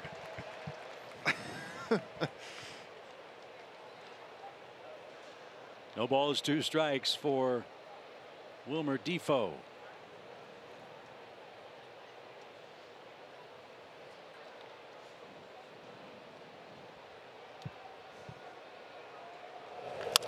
To third. Camargo vacuums that up.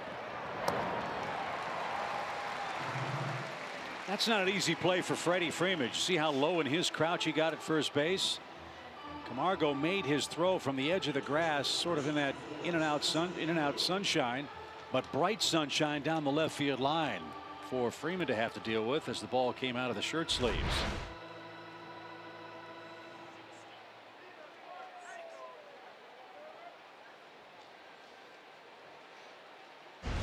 Two outs.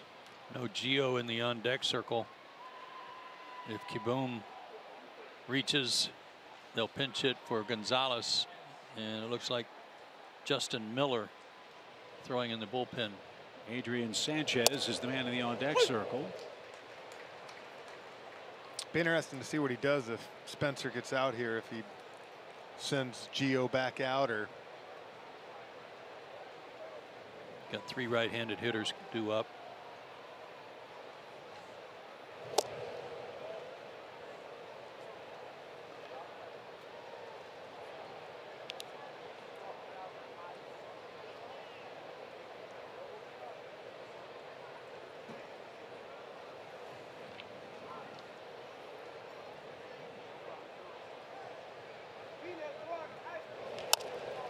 Freeman can't get it. Dansby can behind the second base bag, and that takes care of Kieboom.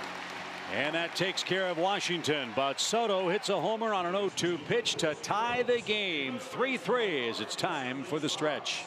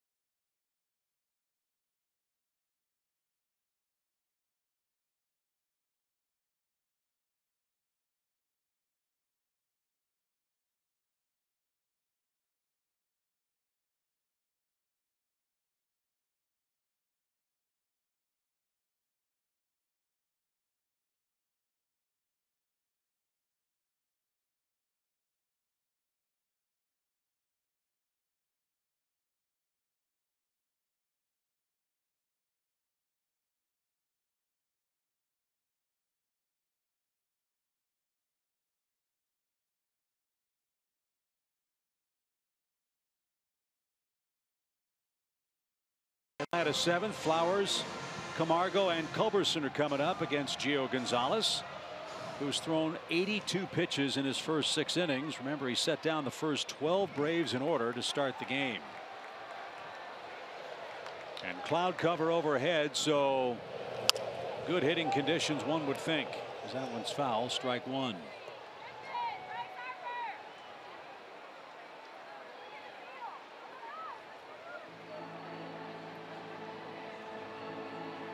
Braves had him 1st and 3rd in the 5th before Camargo hit his home run. Flowers picked on the first pitch and singled to right, chasing Nick Markakis to 3rd base.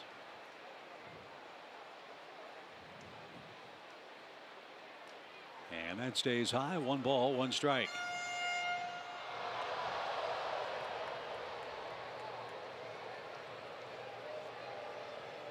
They're playing catch in the Washington bullpen just in case Gio has any trouble here.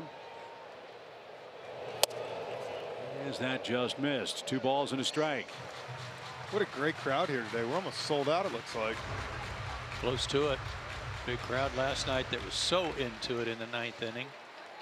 That's what was nice last night. You felt like the fans were here for the game instead of fireworks. And they got both. When Dansby hit that home run, it was right. Double fireworks. It was a lot of fun.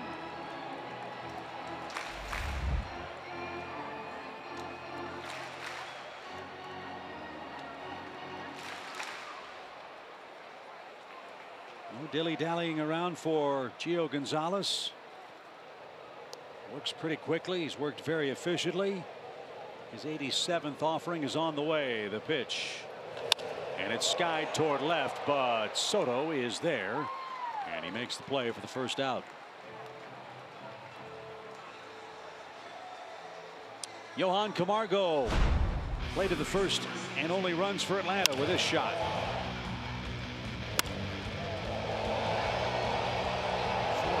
431 feet. You know, Joe, we went to break that inning, and you made a great point. You talked about how when he hit, the shadows were covering the field. The cloud came Cloud up. was covering it.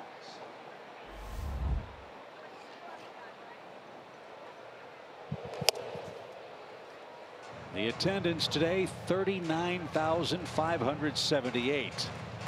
Great crowd.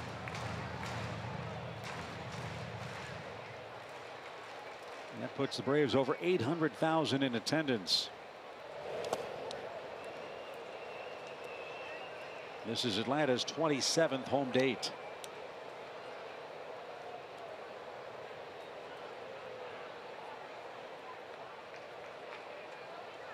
Only the Giants, Cubs, and Rockies have played fewer home games than Atlanta in the National League. So that'll catch up to the Braves in a good way.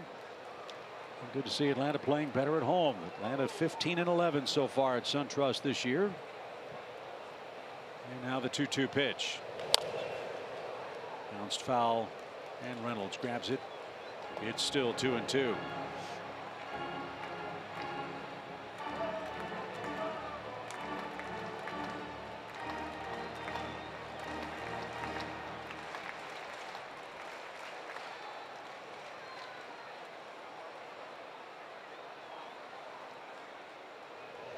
Swing and a miss. Camargo's down on strikes. That's 8 strikeouts for Gio Gonzalez, and quickly 2 are out. This will be his last inning. He's due up first when Washington bats in the 8th.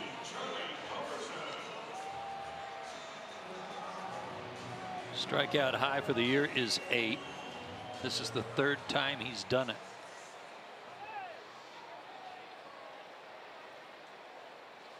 Charlie Culberson's popped out and tapped to the mound, and that's off the plate. Charlie's making his 4th start in left for the Braves. Prior to today, he started 12 games, and Atlanta's won 9 of those 12 when he's been in the lineup. Hope that type of percentage continues today. His best backdoor breaking ball Gio's thrown all day right there.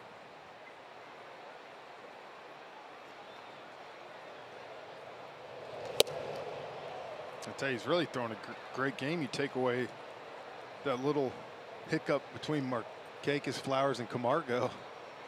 It's been pretty dominant. Yeah, he'd have a one-hitter. Take those three guys away. But he's tied 3 apiece. 1-2 pitch. Sharply hit and through. Culberson with a 2-strike hit of his own. And that'll bring up Dansby Swanson, who again, despite striking out twice today, has hit a couple of home runs against Gio. Let's see if the Braves can score another 2-out run or 2. Got started a little quicker that time. Charlie got on top of that high fastball. It's a high fastball he hit out for a homer to beat the Mets the other day in game 1 of that doubleheader.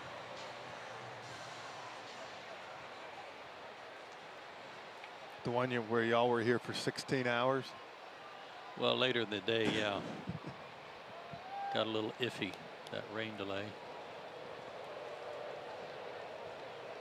Cloud cover overhead for Swanson. The pitch to him is low, ball 1. You got the pitcher spot due next. Peter Borges has grabbed a bat. It would hit for Sam Freeman if Dansby can keep the inning alive. Those are interesting numbers for Swanson.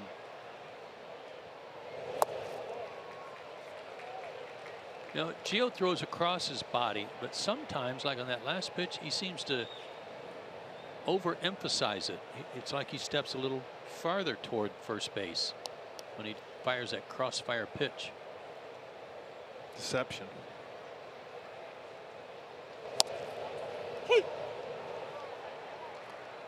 Working from the far third base side of the pitching rubber.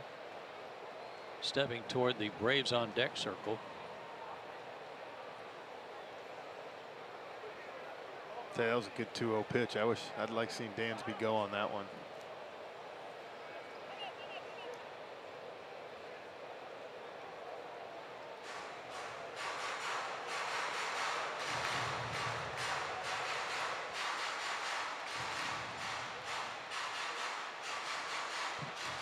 Sliver of sunshine right behind home plate. Dansby still in full shadow. The pitch.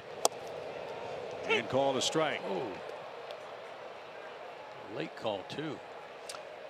Well, I know what he's frustrated about. If you look at the 2-0 pitch and then the 2-1 pitch, he's saying you can't have both of those.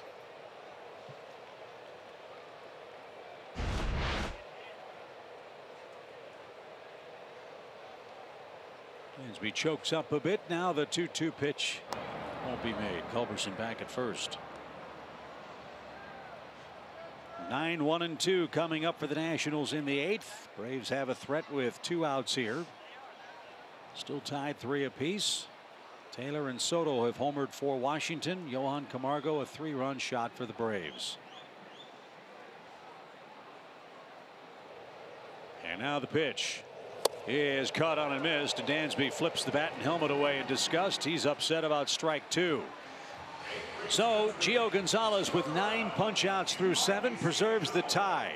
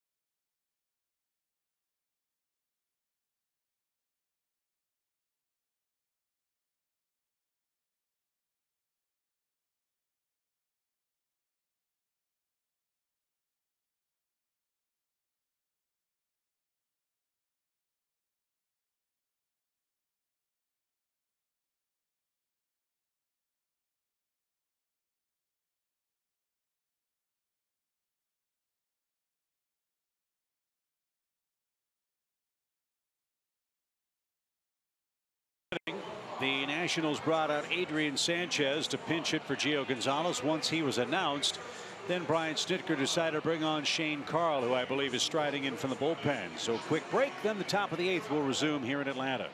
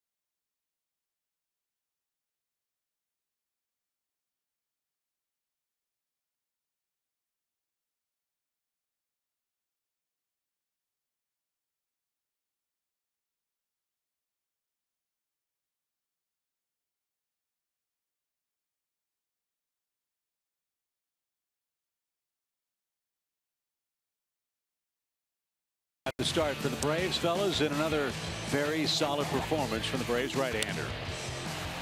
6 strong innings. He only made one mistake, and that was the home run to Taylor. Otherwise, a good ball game, backed up by Camargo's 3-run homer in the 5th inning. We got a tie game right now, and Shane Carl on the pitch. Who could use a good outing? He's in a bit of a slide out of the Braves bullpen. He's given up 5 runs in his last 4 outings. It covers 4 innings of work.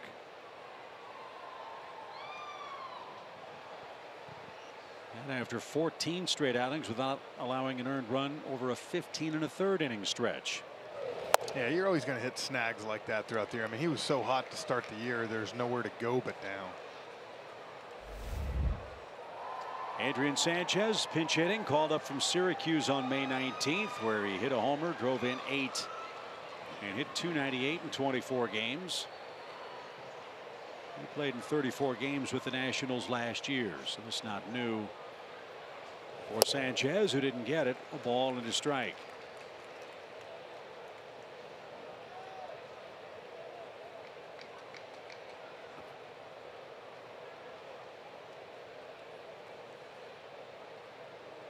Sanchez out of Maracaibo, Venezuela.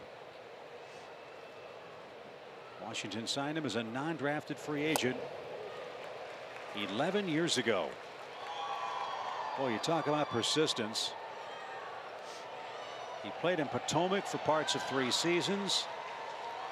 And after signing in 07, got to the big leagues for the first time last year. That's amazing. It's a grinder right there. 1 ball, 2 strikes. Turner next. The pitch is chopped to Camargo. He's got it. And a perfect throw for out number 1. There's a good start for Shane. 1 away.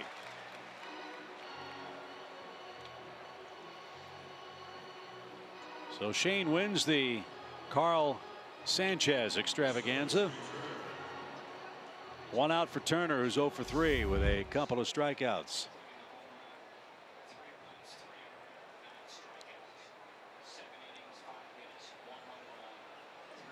Home plate back in sunshine.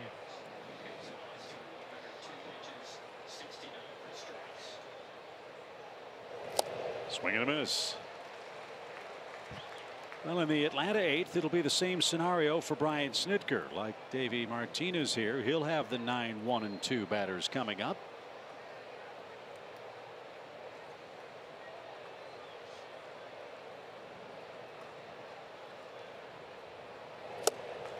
And right now, Turner is swinging at the invisible baseball. Joe, it's got to be even worse now. You got shadow, sun, and then literally home plate is right in the middle of it. The 0-2. That and the fact that the batter's eye is in bright sunshine, so the pitcher, you've got the shadow of the pitcher silhouetted in some ways against that batter's eye and trying to pick the ball up out of his hand. And when it does reach the sunlight, it does look like a blazing baseball. I remember us as hitters used to come in and tell our pitchers on our team, listen guys, pound the zone. You know, it's tough to see right now because, you know, especially if you can get ahead. 1-2 count. Swing and a miss. Turner didn't get it. That was a nice breaking pitch. A little more like what we've gotten so spoiled from seeing from Shane Carl. 2 out. Boy, the bottom just dropped out on that thing. Joe, what was the worst stadium for you to try to see the ball in conditions like this? Was there one that stood out any more than any other in your day? I have to think about that a second. Jeff's right though about afternoon games out in California. Ooh. Dodger Stadium after late afternoon are horrible. 2 outs for Harper and ball 1 to Bryce. But it's hard. It doesn't matter which way you configure the stadium. On afternoon games, when the sun sets, it's going to be blocked by one side or the other. It's going to get you eventually. Yeah. I remember the guys complaining last year some during the World Series with LA because of that. You know, because of the East Coast, they had to start games at what, 8:30, which was 5:30 right. Yeah. West Coast time. Exactly. I wonder how anybody ever gets a hit at Miller Park in a day game. Oh boy, horrible. That's the worst.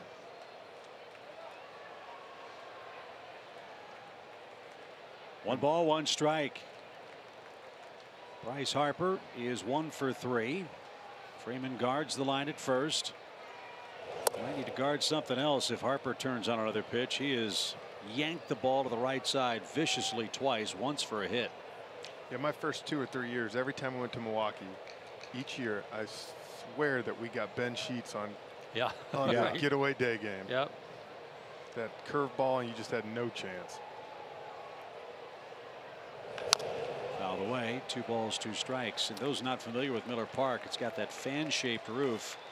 And in the right field upper deck, there are actually windows that allow natural light to come through, and that natural light just makes it impossible for anybody to see. Never understood why they don't either drape it or paint it. I mean, you would be praying for rain on getaway day. Dark clouds. 2-2 pitch. Just missed the corner. And you know who's barking about that? The man standing right behind second base, Dansby Swanson. He had a good look at it. It's off the plate. Had some good action to it. It was moving. Throw it there again. I think he throws that again. He swings at it. Payoff. Got it. He put it right on the corner.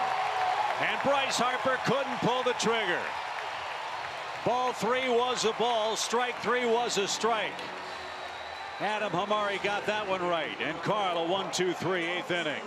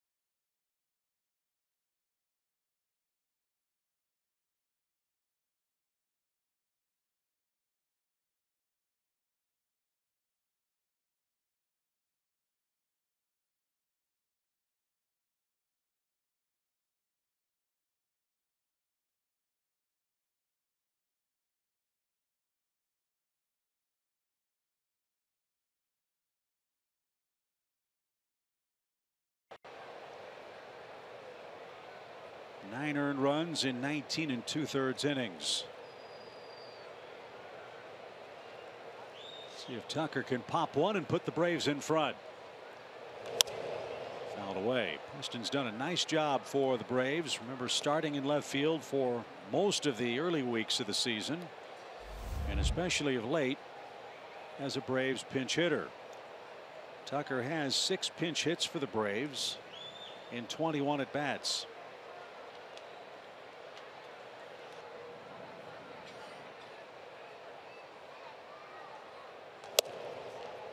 And too far outside to offer. 1 ball, 2 strikes. Say it'd be great if he can get on base and then probably send Borges out there to pinch run, and all you need is 1 right here. Braves hoping to get Ronald Acuna Jr. back, perhaps on the road trip. We'll have to wait and see about that. The pitch, swing and a miss, tied him up. And Tucker's retired, 1 out. Ender Inciarte's coming up. Visit Synovus for your banking, lending, and investing needs. Synovus, the bank of here. That's 10 strikeouts for Washington pitchers today. 6 of them have come out of the 8 and 9 spot on the lineup card. Here's Ender, 0 for 3. You see Tucker was late on some of those swings. What makes Madsen so tough is he's so big and he kind of short arms it a little bit. It kind of just flings out of there over the top. It's that 95, 96 almost plays like it's 98. But when he was first with Philly, he had that with that changeup the same way. He was unhittable. Slow roller hit toward Turner at short. He gloves, he grabs, he hops and throws, and he got his man by a step. I thought that was an accident the last time Ender hit one that way, but apparently Turner likes to take that little jump.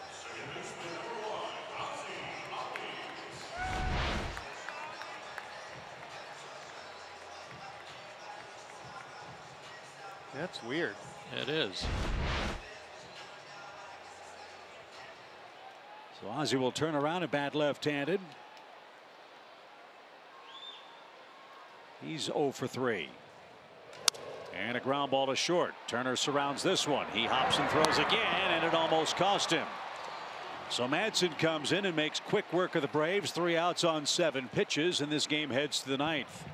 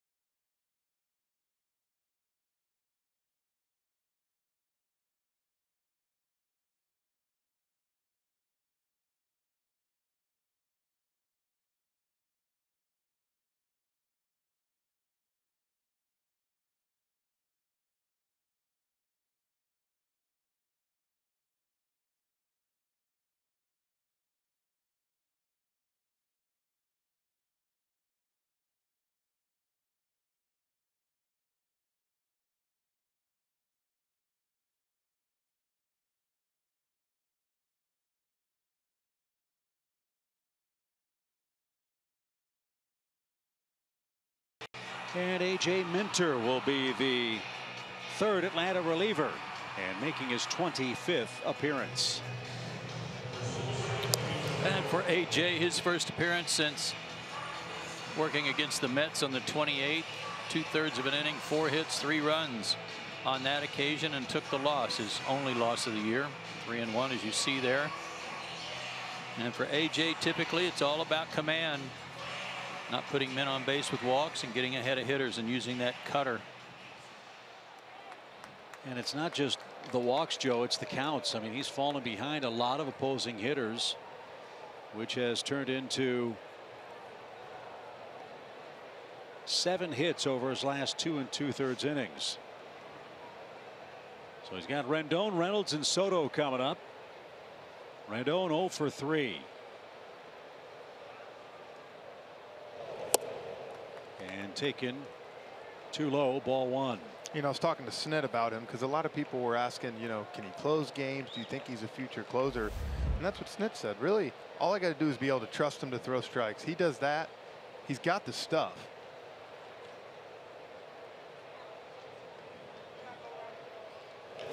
Bouncing ball to third. Camargo to his left.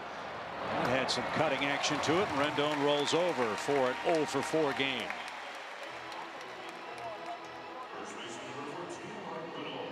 Braves pitchers have done a nice job in the top of their order. The only hit allowed was to Harper in the 3rd inning. They are 1 for 12. So that's where you want to tell AJ right there. You don't have to strike guys out. That ball was 98 with some cut to the 3rd hole hitter. It's just a rollover. Sean Newcomb struck out 2 in 7 innings in the first game of the series. And threw 93 pitches in those 7 innings. Ball 1 for Mark Reynolds. First at bat, only at bat of the game for Mark came in the 6th inning after he replaced Matt Adams. It was a 10-pitch at bat that ended in a strikeout. Final hitter faced by Brandon McCarthy, who gave up 2 runs in his 6 innings. And ball 2 high. No word on Adams officially, but he did foul the ball off the top of his foot. Camargo guarding the line at 3rd. The outfield, at least Culberson in left, pretty deep.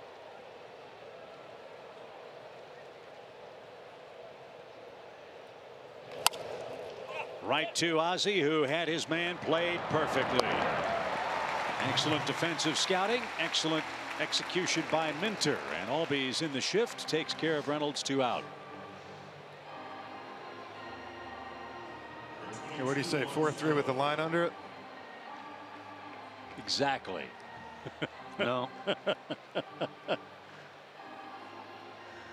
No, that's just some new squirrely way of doing it. It's the sabermetric way, Joe, of keeping score. Like I said. Yep. As Soto stands in, he's 3 for 3. A game-tying homer on an 0-2 pitch his last time up. So he's had a very impressive day. And takes a strike. I'm told he wears number 22. His favorite player was Robinson Cano. Might want to rethink that. Yeah, I want to change that. I hope he's smarter than Cano.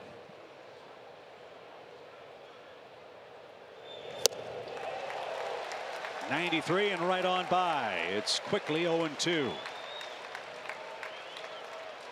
A 93-mile-per-hour cutter. He hurt his hand.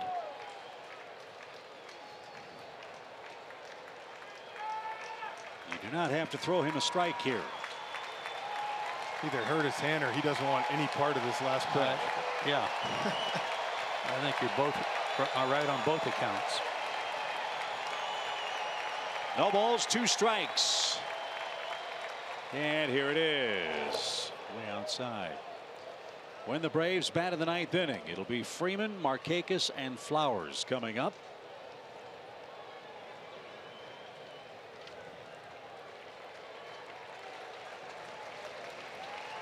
A walk-off win on a steamy Saturday wouldn't be a bad thing. Got to get to the 9th first. 1 ball, 2 strikes to Soto. Bases empty. Here it is. Fly ball, shallow center. Dansby drifts out. He's in the shadows. He puts it away, and Soto's perfect day comes to an end. So here we go. Right guys at the right time for Atlanta. Freddie Freeman, Nick Markakis, and Tyler Flowers. A run wins it.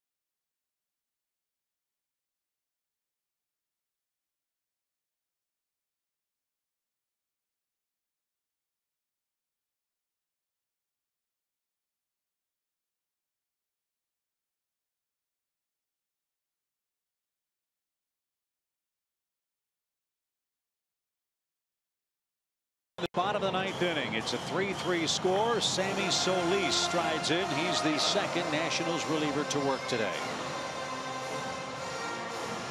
He's been the guy that Dave Martinez goes to quite often. This is his 31st game already. Almost a 3-to-1 strikeout to walk ratio. Good numbers. Throws hard.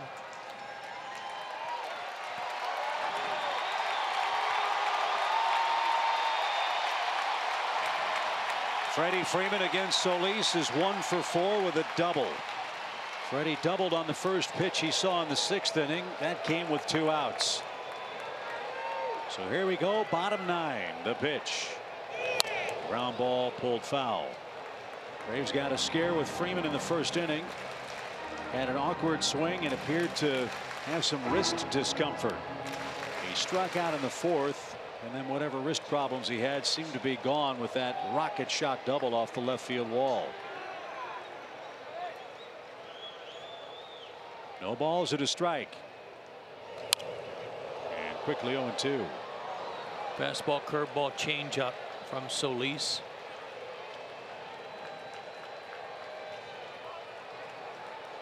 Good chances. Freddie's going to see a breaking ball off the plate here.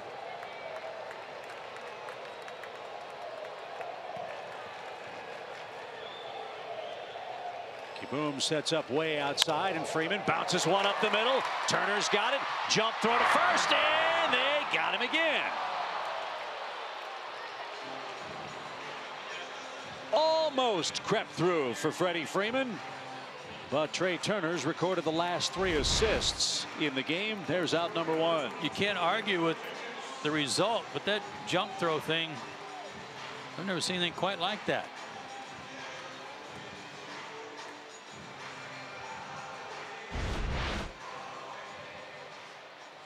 Good hustle by Freddie, but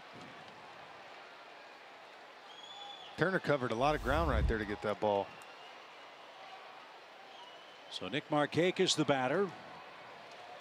Nick got the year going for Atlanta. A walk-off homer against the Phillies on opening day. Nick is hitting .350 this year against left-handed pitching. He went 1 for 3 against Gio Gonzalez. He's 3 for 8 against Solis with a 2-base hit, and he went for the downs with that first swing. And there is a gentle breeze blowing out for the Braves in the 9th. And a called strike. Perfect pitch.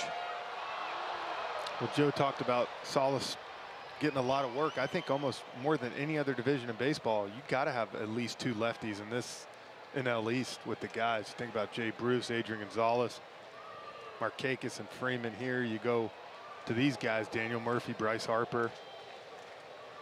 You got to have some matchup guys. Little number hit towards second. Defoe's got it. He throws on the run low and almost dropped by Reynolds. Their infield's had a good day. They've had a lot of in-between plays they've had to charge, go to their left or right on, and they've made them all so far. And Tyler Flowers, the scheduled hitter. Dave Martinez with those left-handers in his bullpen at his disposal. He's got Solis out there. He's got Tim Collins. Sean Doolittle's their closer. And they will not let Solis face Tyler Flowers in this spot. So Solis is waiting for the Nationals bullpen gates to swing open before he departs. He did his job getting Freeman and Markakis. 3-3 game. Braves have an out left here in the bottom of the 9th inning.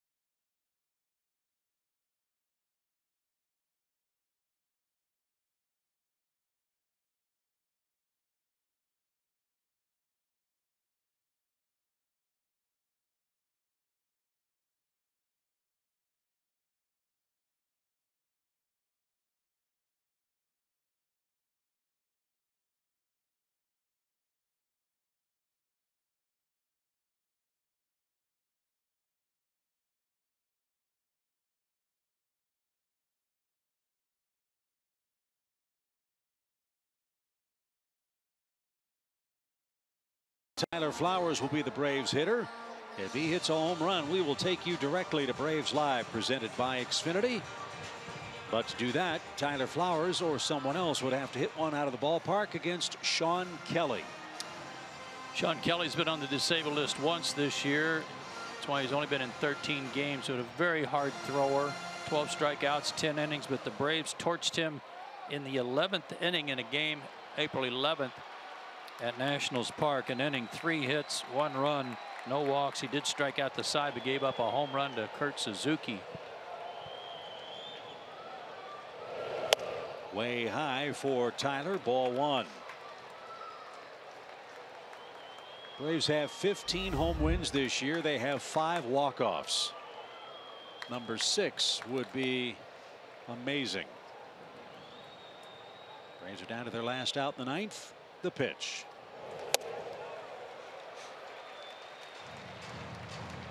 If Flowers can reach, then you figure the advantage swings to Atlanta, because Camargo, a switch hitter, is on deck, and he's already hit a home run. Tyler has been a very patient Braves hitter this year. I'd like to see him go launch mode here on 2-0. Got a corner call there. 2 balls and a strike. Glad he didn't. Yeah. That would have been a nubber. That would have been a cue shot to first.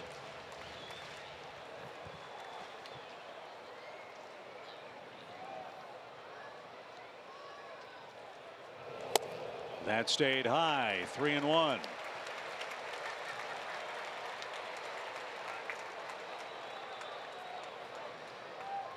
Kelly's a Kentucky boy.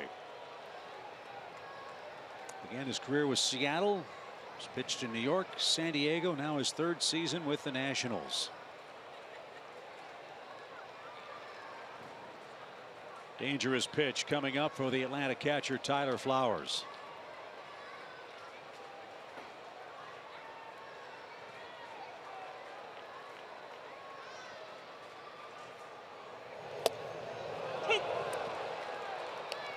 It's the same pitch Joey went to 2-0. Was just a little slider on the outer half, and he threw it 3-1. I guess easy to say he's got a lot of confidence in that. He does. That's just he feels very comfortable throwing that pitch. I would almost bet the house he's going to see it here 3-2. He's on the disabled list with right elbow irritation.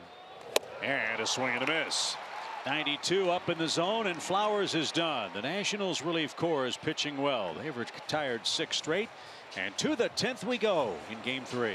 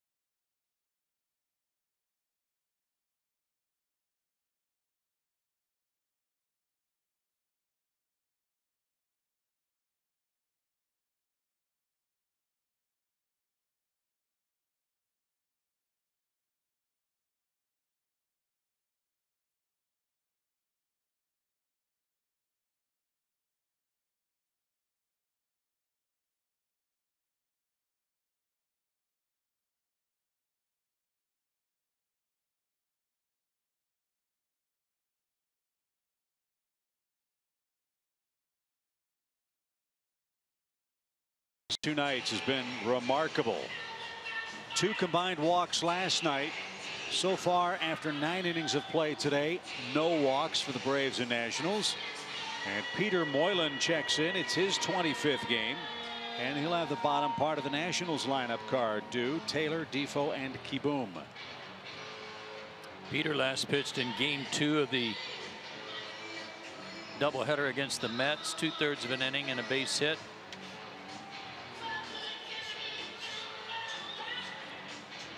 Worked an inning and a third at Boston on the 26th and gave up a hit and a run. No walks, 2 strikeouts.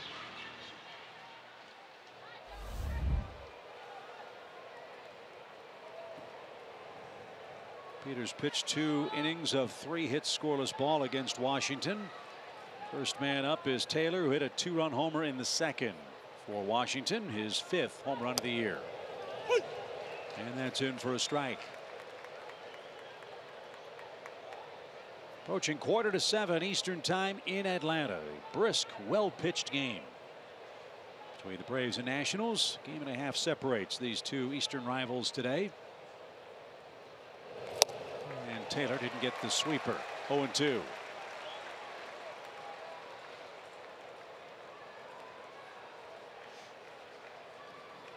Roark and Strasburg started and lost for Washington. Gio Gonzalez started today. He'll get a no decision after a terrific 7-inning performance.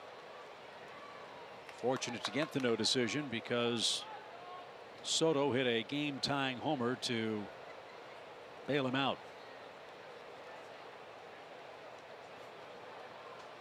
The 0-2 pitch is hit to short.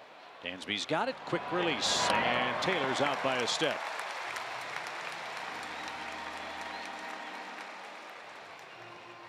Ten straight have been retired by Atlanta's relief corps after Soto tied it up.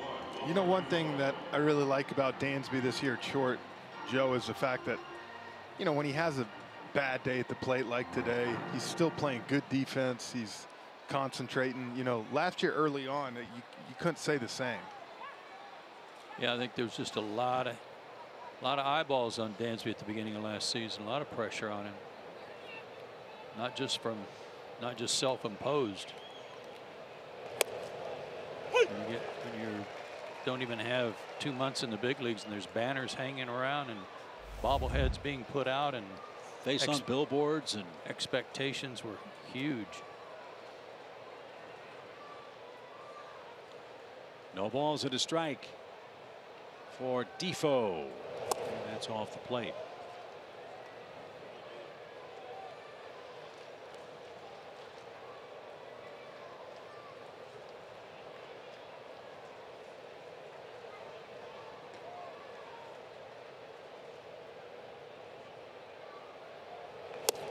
Tell you what, looking out there, there are shadow and sunspots all over this field right now.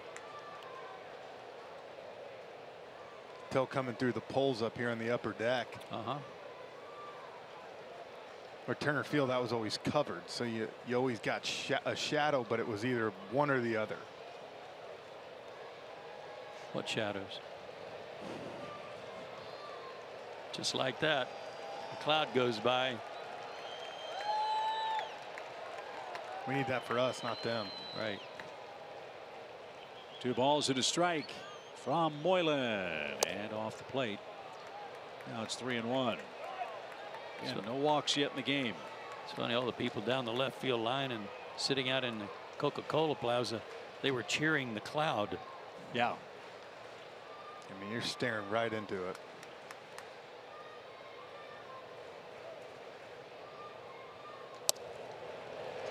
Peter fills up the count.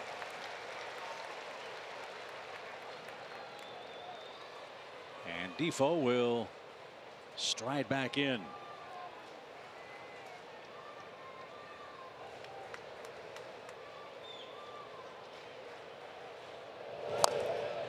Good pitch. Took a little off. 3-2 slider. Cardinals beat the Pirates, as we told you. Later on, the Mets play the Cubs. Things have not gone well for New York. Mickey Callaway had a clubhouse meeting after New York fell a game under 500. Here's the pitch. The Mets lost again last night. Their 7th loss of the year when leading after 6 innings. 5 of those 7 have come in the last 10 days. Wow. For New York. They have allowed more runs after the 6th inning than before the 6th inning in those 10 ball games. And pitching was supposed to be their strength. 3 balls, 2 strikes. Fly ball center, a line drive. Ender got there. Shoulder high catch. Defoe squared it up. But Ender, a Gold Glover, made a fine recovery. And that's 11 straight Nationals retired. That was a great jump by Ender, and again, I'll say it's because there's a cloud overhead right now, and he was able to pick the ball up quickly. I tell you, it's fun being up here and watching Ender cover ground. He saw that ball right off the bat. Sure did. So here's Kieboom, 0 for 3 with 2 ground outs to short. And way outside, ball 1. Dodgers are in Colorado tonight. Reds play San Diego, our next opponent. The Phillies visit the Giants. Phillies called up Dylan Cousins, a big slugger, to take Rhys Hoskins' place on the roster. And Kieboom went around. 1 ball, 1 strike. Cousins another masher, but not nearly the same discipline at the plate that Hoskins possesses. And we won't see the Phillies until the final 2 weeks of the season, believe it or not. They're 2 games behind the Braves at the moment. 1-1 pitch. A beauty.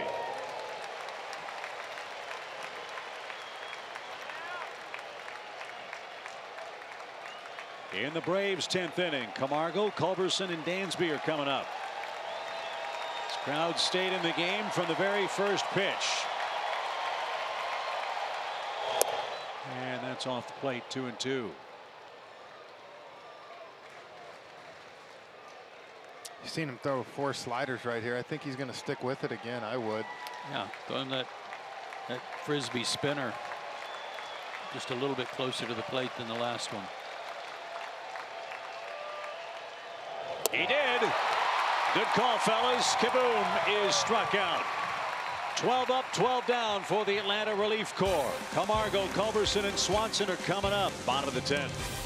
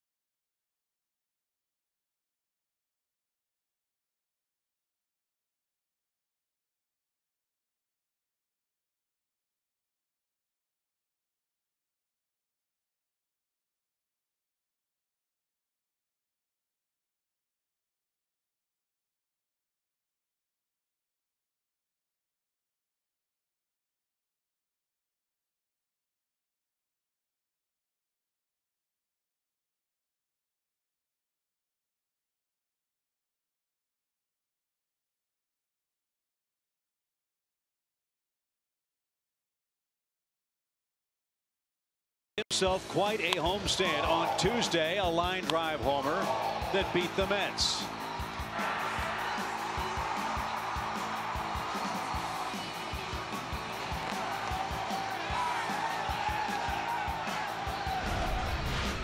Today, a 3-run homer that put Atlanta in front in the 5th inning. You folks in the chop house down the right field line might want to get your gloves ready in case Brandon Kinsler leaves something in the happy zone for Camargo. Yeah, and I just changed glasses too. I took my shades off, put the other glasses on there. That's a surefire way to get a run. Some spiffy shades you had, by the way. Thanks, buddy. Speaking of spiffy, that's what Brandon Kinsler has been in relief. He's pitched to a 1.66 ERA since April of the 11th and has not allowed a homer. Well, let's see if Camargo can take care of that. Kinsler's pitched one scoreless inning against the Braves this year. As we hit the bottom of the 10th inning.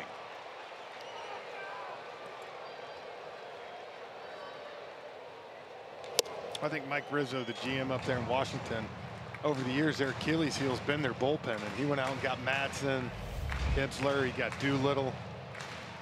If they make another run, I think he wants to know it's not because of the bullpen. 1 ball, no strikes. Well, in fairness to the Nationals and Rizzo, fans might ask, well, why did they wait so long last year? Well, they had the luxury of playing in a very weak Eastern Division. They didn't have to worry about a team breathing down their neck. And then he swooped in right at the deadline and acquired those guys to fix the pen. The 2-0 pitch. Swinging a shot down the line, but that's going to hit off the wall foul. 2 balls and a strike. And he got guys that are used to working at the end of the game. Kinsler was closing for Minnesota. Yep. Is that where he came from? Yep. Can rush it up there as high as 95. Slider, changeup, curveball. He's got a really good slider. 2-1 pitch. Fly ball lifted to left. No carry to it. Soto is under and drifts back to make the play for the first out. Well, we talked about it last night, guys, with Strasburg and Fultonevich through 6. Who would blink first? Well, the same question applies to the Nationals and Braves bullpens now. As Culberson bats with the bases empty in the Atlanta 10th. Charlie singled in the 7th. And he has liked what he's seen from Brandon.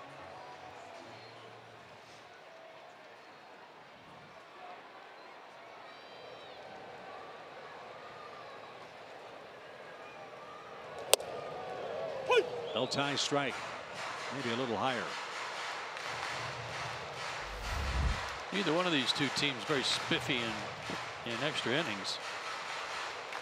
The Nationals 1-3, the Braves 1-5. That one win was against Washington. He just swung at ball 1.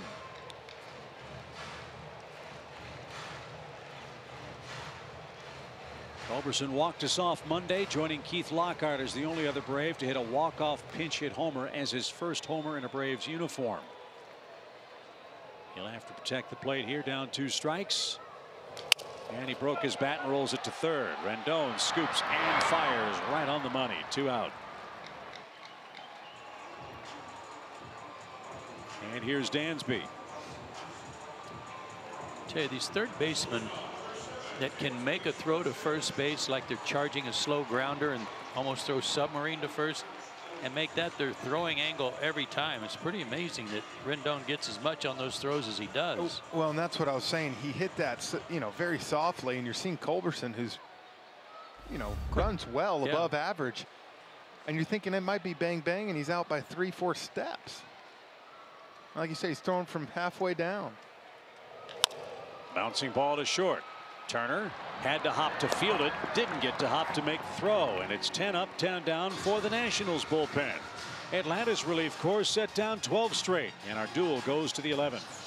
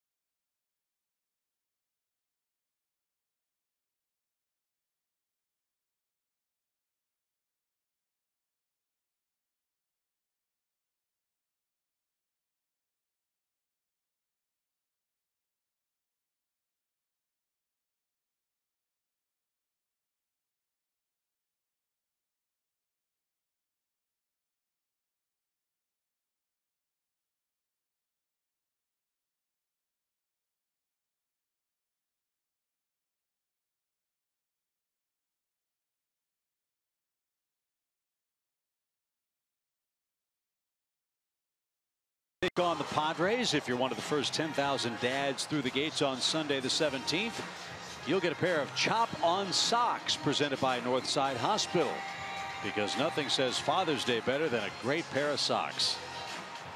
Get your tickets for Father's Day today at Braves.com/tickets. I know those socks will be right down your alley. I swear that's what the promo says. That was not an editorial comment. As Johan Camargo moves to shortstop, Ryan Flaherty checks into play third base.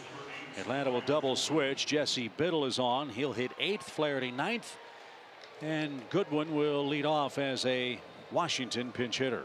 Jesse hasn't pitched since the doubleheader on Monday, and he pitched 2 strong innings. A hit, a walk, a strikeout, no runs. And he just got hit with the first pitch. So that causes some trouble. Leadoff man on in a tie game in the 11th with Turner, Harper, and Rendon coming up.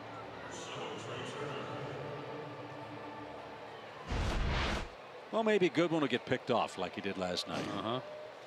I can promise you one thing. He is not getting picked off. Let's see how Washington plays it. Turner has struck out 3 times and is 0 for 4.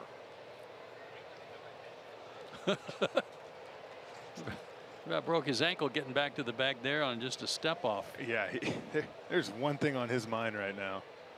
Not to get picked off. And taken low by Turner, ball 1. Well, Jesse is one of those guys that has those interesting reverse splits. Righties are 4 for 40 against him. Lefties hitting 478 against him. That's a huge reverse split. And Bryce Harper, a dangerous left-handed bat, is on deck. You know, any guy like Biddle that has that hard back foot slider against righties is going to give you trouble, especially when you got 95 like he does in the tank.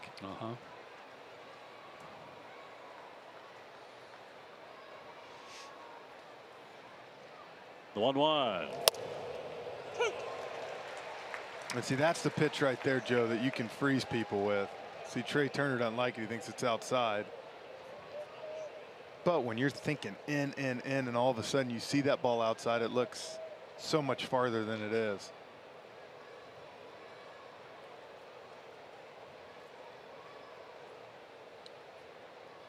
So Turner has to protect. He's behind 1 and 2. Goodwin another half step on his lead. And the pitch.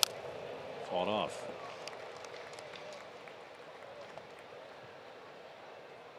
I think Turner just gave him an earful, Joe. Yeah, I was wondering if he didn't like that call, then why not go back to the same place and then make him swing at it. Make the adjustment. Yeah. They did go outside again, but with a breaking ball. Swing and a miss. 4 strikeouts for Trey Turner. That gives him 49 for the year. And a runner at first for Bryce Harper with 1 out. He says, because I can throw 88 back foot. Well, there's that pitch you're talking about. That was unhittable.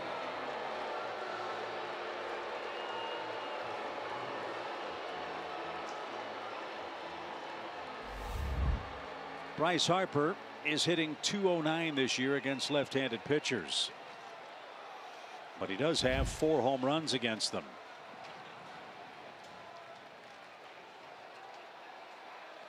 Rendon on deck. A double play would be just fine. The pitch.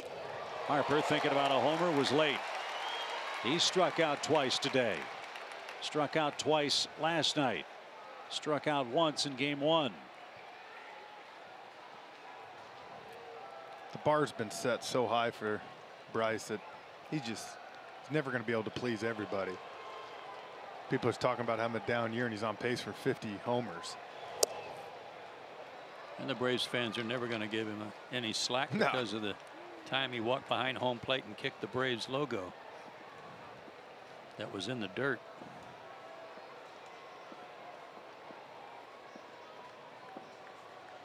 Gentle breeze blowing out toward left center as Biddle comes set. And had Harper flinching, but it missed inside. Ball 2. Yeah, that was nowhere near the target. That was a big miss, but fortunately a miss that was way inside.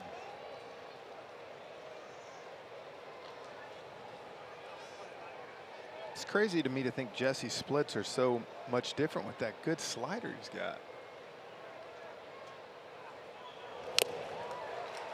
95 up and in, and Harper fought it off. 2 balls, 2 strikes.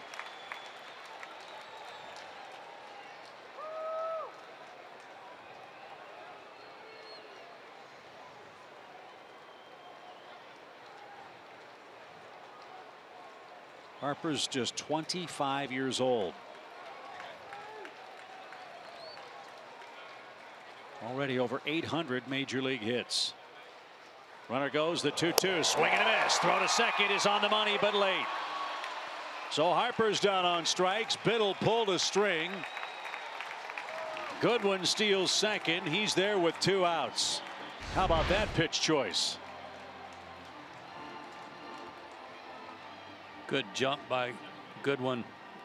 Fortunate he didn't slide right off the bag. Big hook and a pretty one. Yeah, I think it's the first hook he's thrown all afternoon, and you could see Bryce just pull. He was trying to pull that ball hard. And I'd be shocked if the Braves pitched to Rendon here. He's already dropped the bat, taken off the gloves and the foot protector. Yeah, Atlanta's going to intentionally walk him. And they'll go after Mark Reynolds, who's subbing for Matt Adams, who left after 4 innings today. Yeah, it's the right call right here.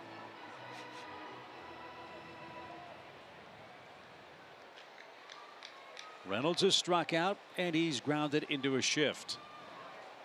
Fast man, the lead runner, Goodwin at second base. Rendon's got good wheels. He's at first. 2 on, 2 out.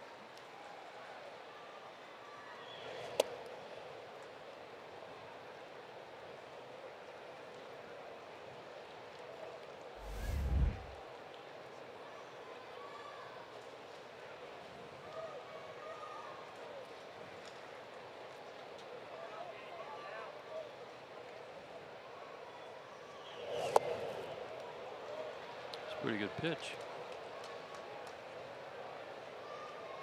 Ball 2. I thought it was worth a check at least. Yeah, whether he swung or not. I don't know what was wrong with that.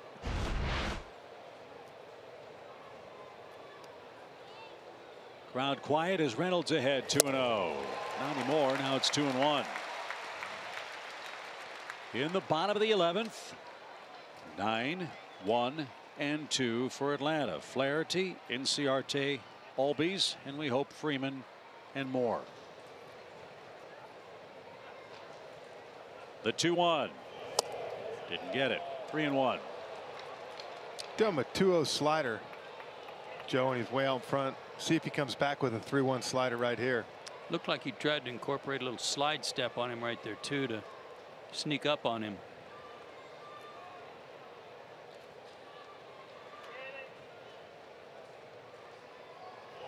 Missed badly, and the bases are loaded. So now you have to throw strikes or Washington will take the lead. And Soto has had a gigantic game. The rookie outfielder for the Nationals has hit 2 singles. He's hit a homer. That came off Sam Freeman on an 0-2 pitch. And now he's coming up with the bases loaded and 2 outs and no place to put him. And a spot for Tyler Flowers here. If Biddle throws anything in the dirt, he has got to keep the ball in front of him or keep Goodwin at third base. First 2 walks of the game have come here in the 11th, as the Nationals have loaded the bases without the benefit of a hit. A leadoff hit batsman on Biddle's first pitch.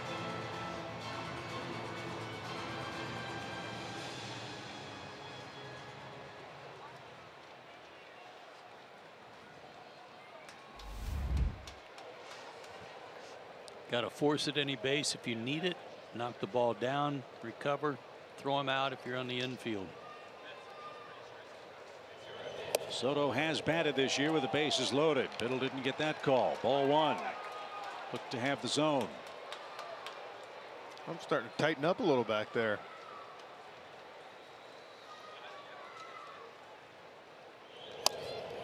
That one found the mark. 95 on the black.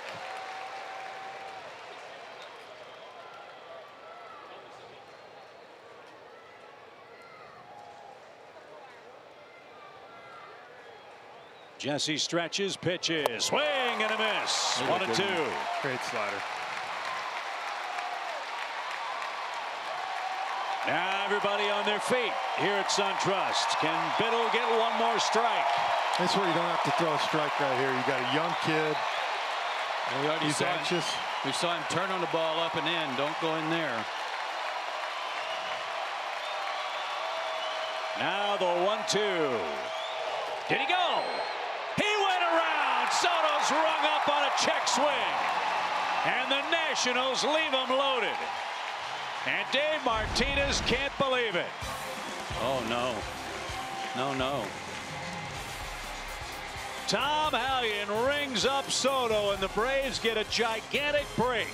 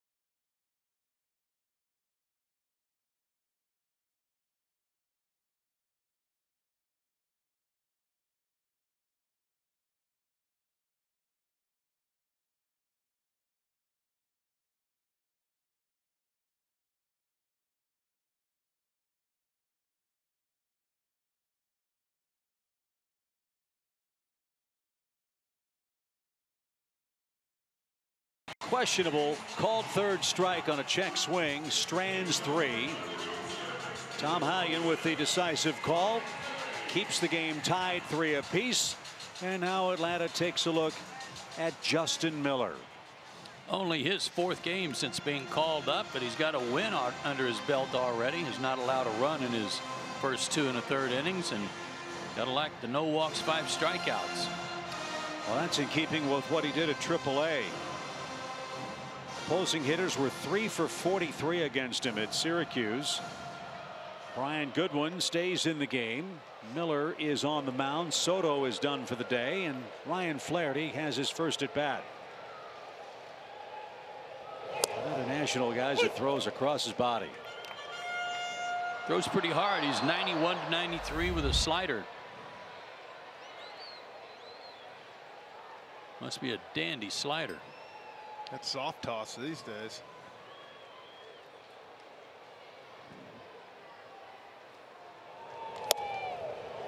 Paints a corner.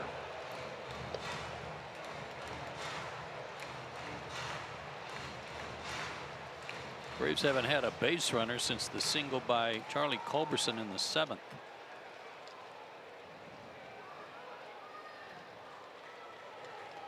No balls, 2 strikes.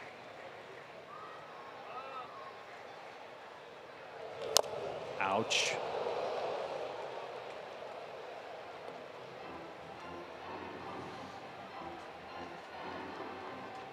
That'll give Ryan and Matt Adams something to talk about after the game.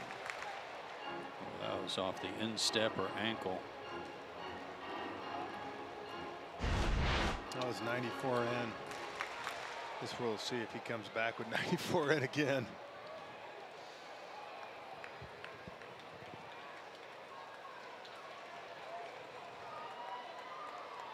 Flaherty leading off the Atlanta 11th. And the 0-2 pitch.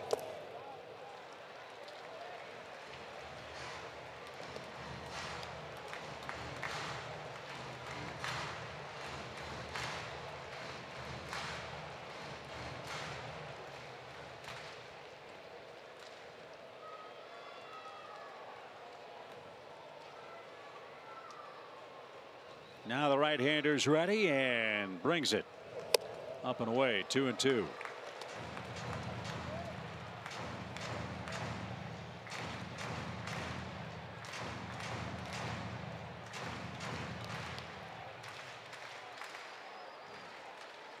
Two-game swing here between the Braves and Nationals. First the pitch. Way outside after getting ahead 0-2. If the Braves find a way to win this one, they'll be 2.5 ahead of Washington. If the Nationals rally, they'll trim the lead back to 1/2 game. See if Flaherty can come back from an 0-2 count and get aboard. Here it is. Swing and a miss. He can't do it.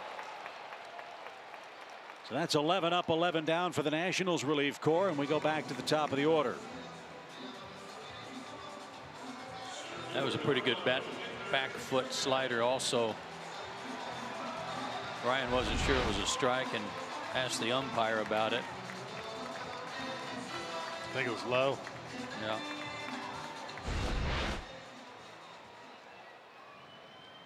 So Ender is the hitter, 0 for 4 today.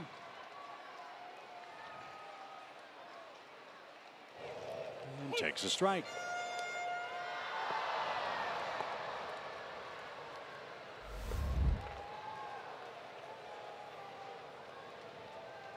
Who wants to be the hitting hero for Atlanta today?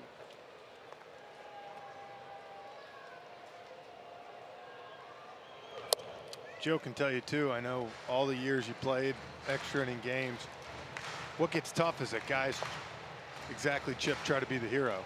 Everybody wants to have that big walk-off hit, and your swings get big. You lose strike zone discipline. And all you really need is a base runner.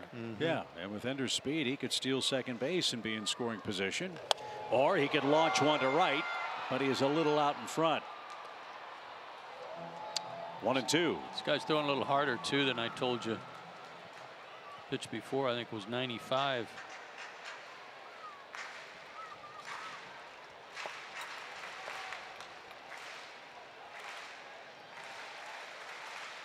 Miller's been with the Tigers and the Rockies. Quick pitch, and Ender pops it up. Shallow center. Taylor is there, and he's got it for out number 2.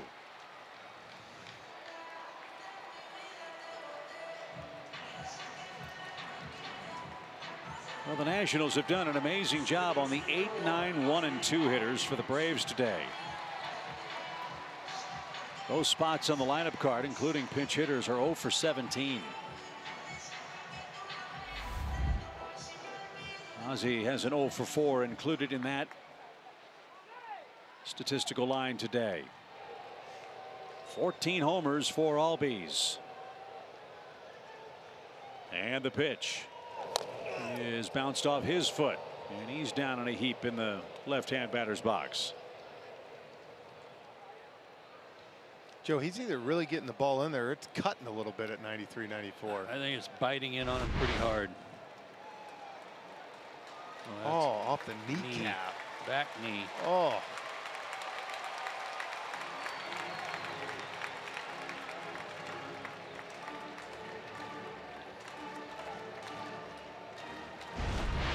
Glad to know I'm not the only one that ever did that. No, sir. That hurts. No balls, 1 strike.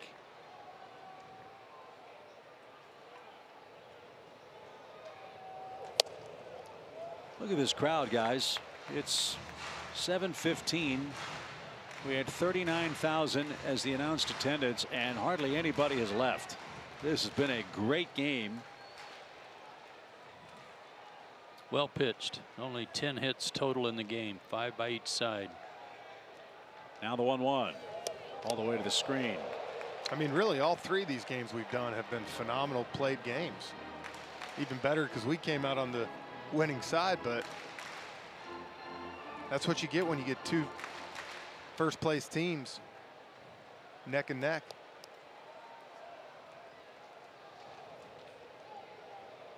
Got time for a mistake. Lifted to the left side and drifting into the stands. Now it's 2-2. I'm guessing with Miller being double switched into the game, Dave Martinez is hoping he can pitch more than one inning today. Nationals have Suero, Collins, and Doolittle left. Collins is a lefty specialist. He's pitched in the last 2 games. Braves have had 5 relievers work today, as that's high. Freeman, Carl, Minter, Moylan, and Biddle. Even more reason it was so important that Fulte did what he did last night. You bet.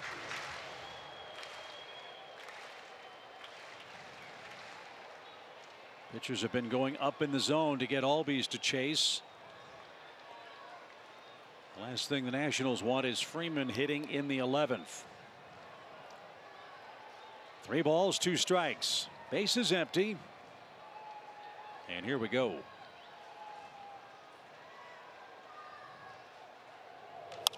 Lifted to left. And Goodwin comes charging in, and the bright sunshine is there, and we are headed to the 12th inning.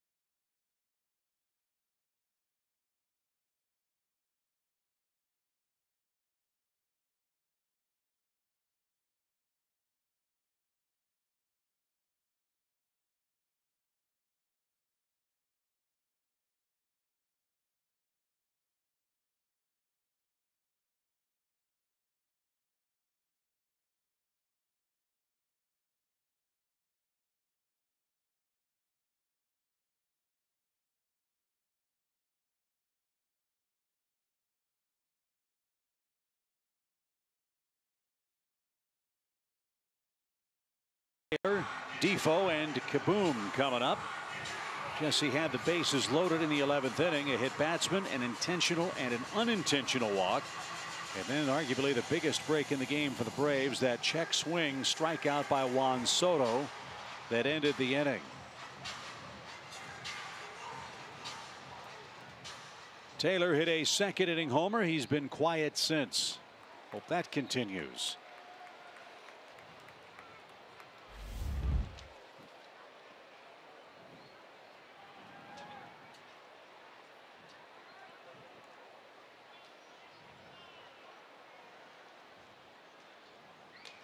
Braves have 5 hits. 3 came in a row to start the 5th inning, including capped off by Camargo's home run.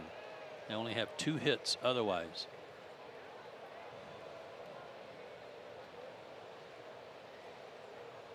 And they'll have Freddie Freeman leading off the bottom of this inning, as Biddle going after Taylor.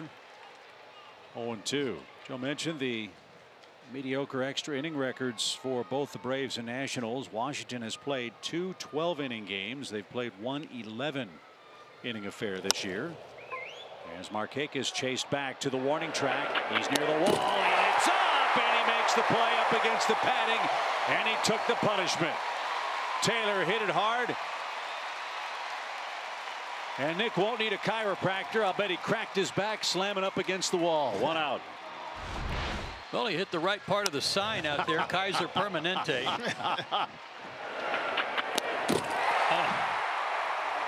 It's padded, but that's a brick wall behind it, folks. That's a great job, though, of knowing where the wall's at. You can tell he, you know, we work in spring training. Joe, you know, being an outfielder, you work on when you start to hear the warning track. And most of the time, outfielders have it, okay, I know I got 2 steps of warning track and then the wall. And you could tell he knew exactly where it was because he caught it and braced for the beating. So 1 out, Defoe the batter. The Braves, as Joe said, 1 and 5 in extra inning games this year. This is the 4th 12-inning game Atlanta has played.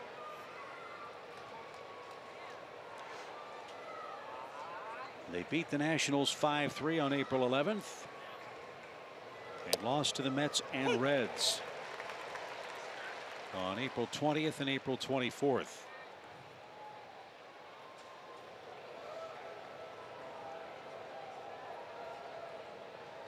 One ball, 1 strike. A bunt try. And Defoe couldn't keep it fair. It's 1-2. Like that. I get when a guy tries to bunt already with a strike on him.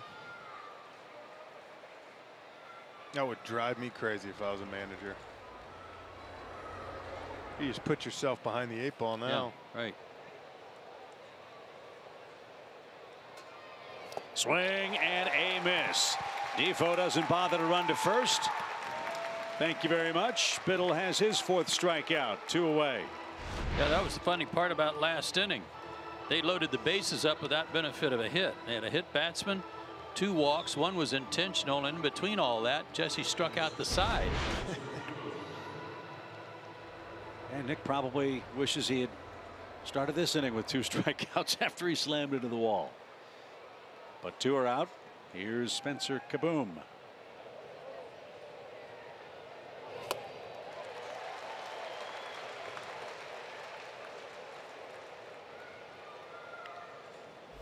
.135 start here tomorrow. Anibal Sanchez, Jeremy Hellickson will duel. Braves Live starts our day at 1 o'clock. And we'll jump on our Delta charter and head to San Diego for 3 with the Padres and 3 with the Dodgers.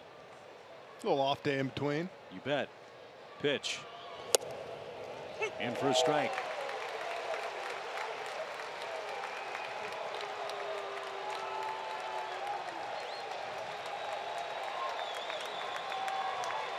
What a thrill for this kid to get to play in his hometown.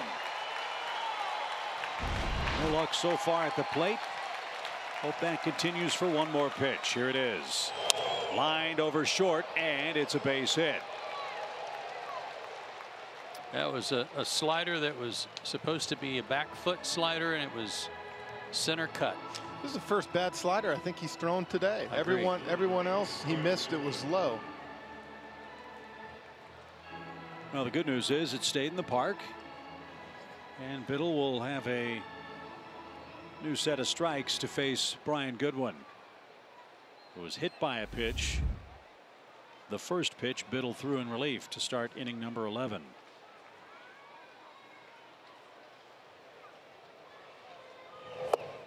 Ball 1.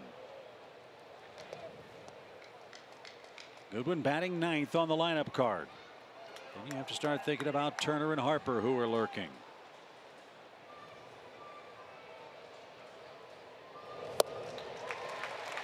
One ball, 1 strike. It's going to be interesting to see which Dodgers team shows up when we're out there. It's a team with a lot of expectations after last year and really hadn't got after it at all this year. Injury is a big part of their problem. Of course, Kershaw, Seager's out. Justin Turner missed most of the year. He's back and playing. That Seager one killed them. Puig has been Puig again. So you're right. Interesting series ahead. 1-2 pitch. Swing and a miss. Goodwin's down on strikes. 2 scoreless innings for Jesse Biddle with 5 strikeouts. And look who's coming up in the 12th.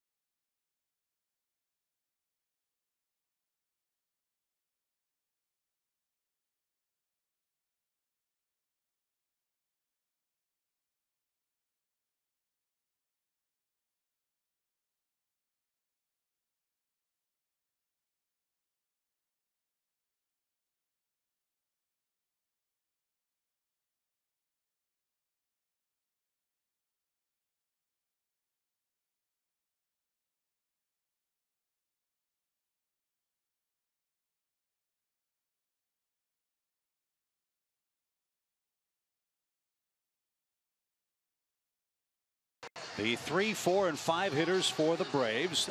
The Nationals bullpen has done an excellent job today, as has Atlanta's. But Washington has retired the last 13 hitters in order. And hopefully that'll be an unlucky number for Mr. Miller, who starts off this 12th with Freddie Freeman. Well, remember, Gio Gonzalez retired the first 12 in order, so the last 13 have been retired in order. The next 5 guys due up for Atlanta all have their hits, 1 each. The top of the order today, Inciarte and Ozzie Albies are combined 0 for 10. They have not been on base at all. So let's see if Freddie can take matters into his own hands. The Nationals will shift. Rendon, the lone defender between second base and third. As Miller comes set. And Freddie didn't get it. Fouled at the plate.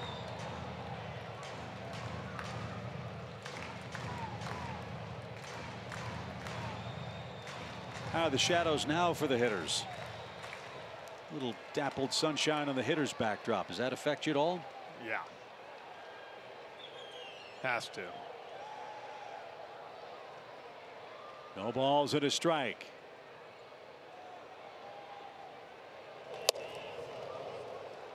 Be a gutsy play, but what if Freddie just pushed a bunt down the third base line? This would be a good time for it. Yeah, I was thinking the same thing to lead off an inning. I don't know what Rendon's doing. He either needs to come more in or back. He ain't gonna throw him out from there. Hot shot, but right to the second baseman. Defoe is there. 1 out.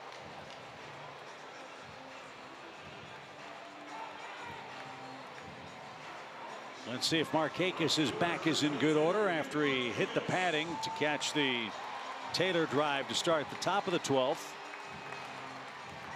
Markakis 1 for 4 at the plate today. See if he and Miller ever cross paths in the American League. Yes, 1 time, and Nick's 0 for 1 against him.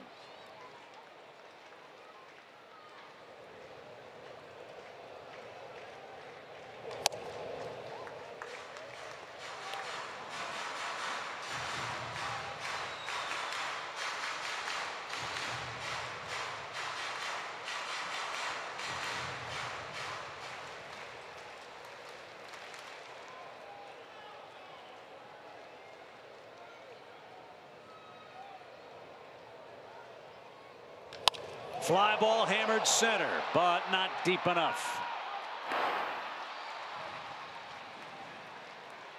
2 outs.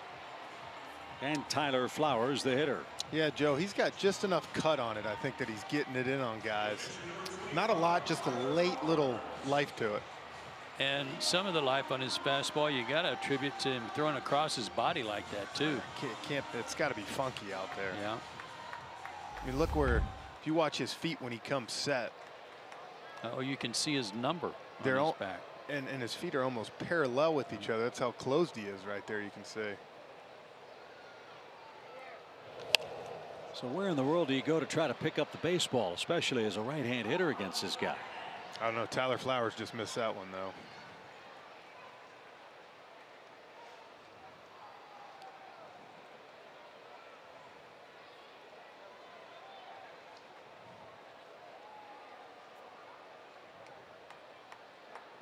No balls, 1 strike. Base is empty, home 12th.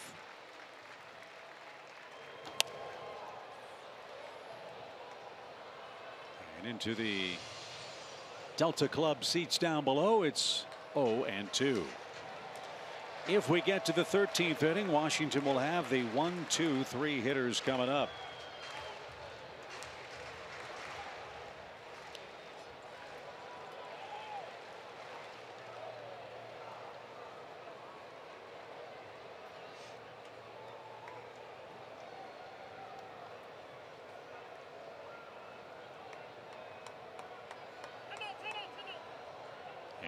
Keyboom wants time.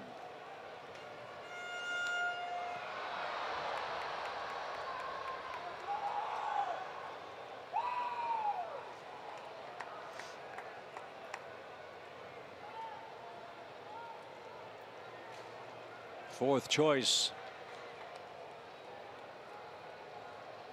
The pitch is low. 1-2.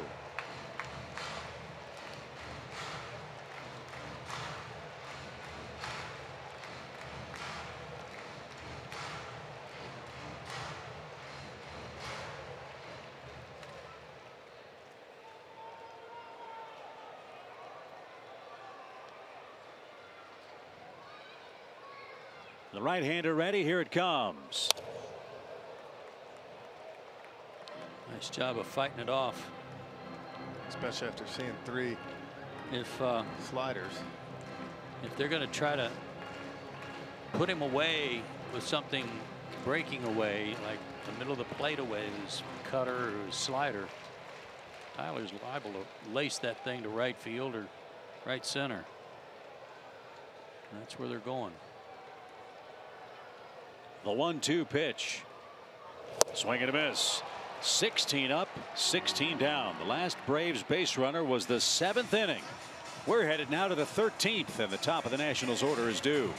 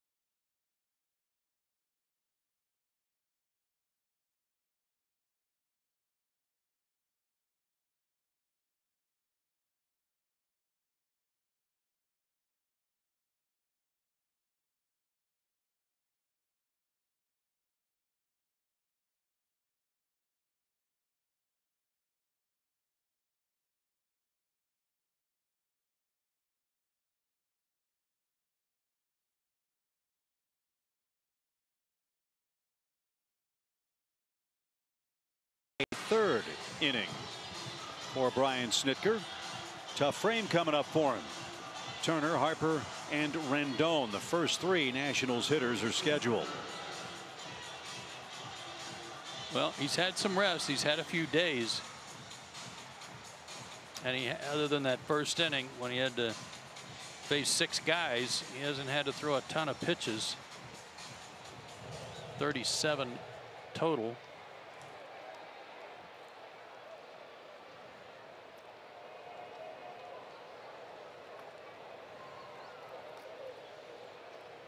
Well, Turner's had a rough day. He is 0 for 5 with 4 strikeouts. 1 looking, 3 swinging. And he bounces that one into the Nationals dugout. Strike 1. And each time he's got to be thinking, okay, well, there goes my hitting streak. I'm not going to get another AB. Well, he extended it in the 9th inning last night. He's trying to extend it to 14 games here. Is that just missed? This sometimes is where you can take an advantage too, because he doesn't want to get to 2 strikes right here. Might try to go out of the zone a little bit to make sure he tries to put the ball in play.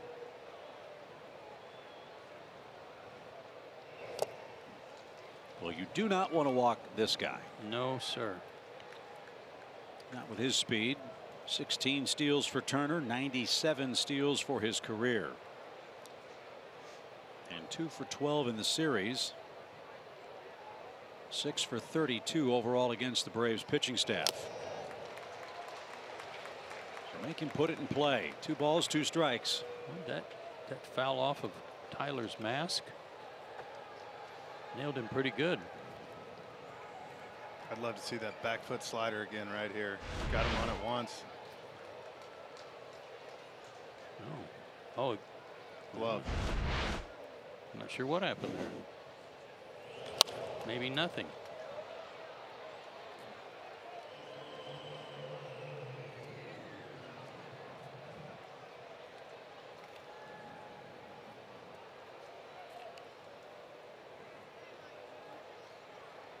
Washington loaded the bases with 2 outs in the 11th, couldn't break through.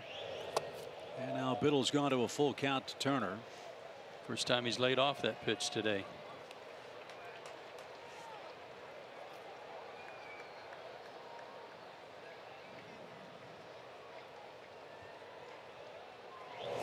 Got him inside corner. Trey Turner strikes out for the 5th time in the game. How about that comeback? Plus, remember, he was barking at Amari last time up there. Nothing wrong with that one. Yeah, even if that's borderline right on the thing, as much as he was barking, you can't take it. You're gone. Yeah. So Bryce Harper, the hitter, he has struck out 3 times. Think of that. The 1 and 2 hitters for the Nationals have combined for 1 hit and have struck out 8 times today.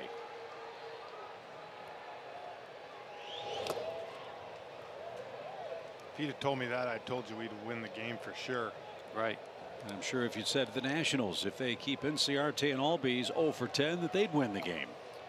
It's not sudden death because you're playing at home, but I hate playing home run derby basically with this guy. Yep. Had him off stride. Harper took it.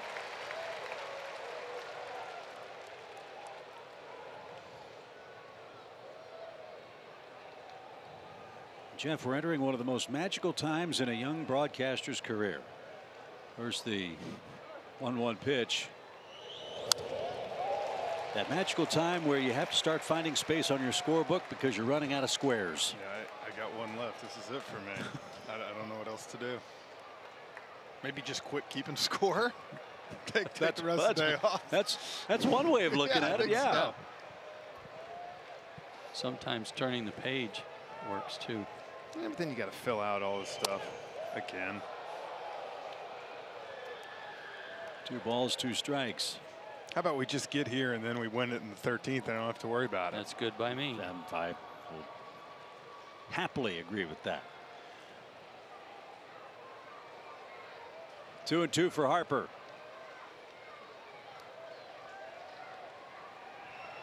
Struck him out. This is unbelievable. Turner with 5 strikeouts. Harper with 4 strikeouts. Boy, Bryce's upper half the last 2 days has really been flying over. He is bailing bad. Yeah. Everything's just flying. He's collapsing, and unless that ball's inside, he's got no chance. Last time Rendon was making his way to the plate, the Nationals had runners in scoring position. Atlanta didn't pitch to him there. With the bases empty and 2 outs, they will here in the 13th. Be wary of this guy. And an excellent choice to a man that loves to ambush a fastball. Strike 1.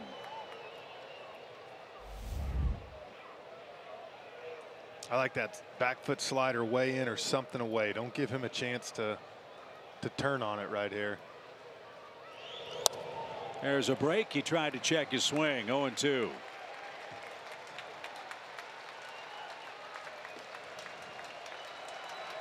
Well, you might recall earlier on this homestand, Matt Whistler came out of the bullpen and pitched 4 innings of 2-run ball that helped Atlanta win 7-6. Biddle's trying to pitch 3 innings of shutout relief. And he just struck out Rendon. He strikes out the side. 8 strikeouts for Biddle in 3 innings. Incredible work. He's due 3rd for the Braves.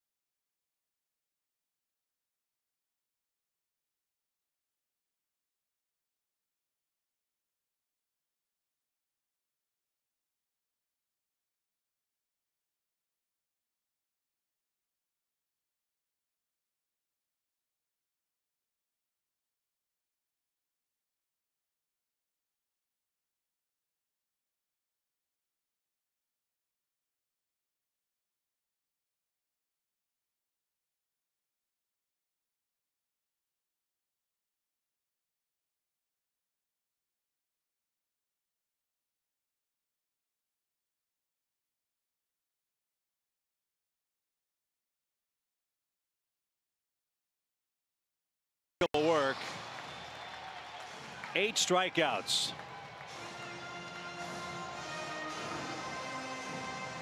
Here you go. He's the first Braves reliever to fan 8 since September 13th, 1970. Wow. Rick Kester. Did you ever face him? Negative. Way ahead of me. So now Miller goes to work. It's his his 4th inning of relief. 9 up, 9 down for him. 16 straight Braves have been set down by the Nationals. Camargo, Culberson, then Biddle's spot. 1-0 for Johan, who's accounted for all 3 Atlanta runs, a 5th inning 3-run homer.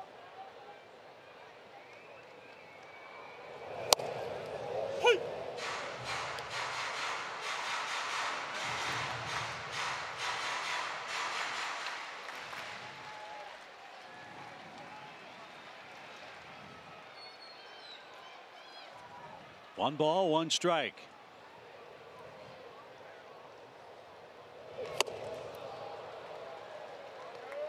You can see that swing right there for Camargo, who's been so good lately and has been very disciplined, had good swings.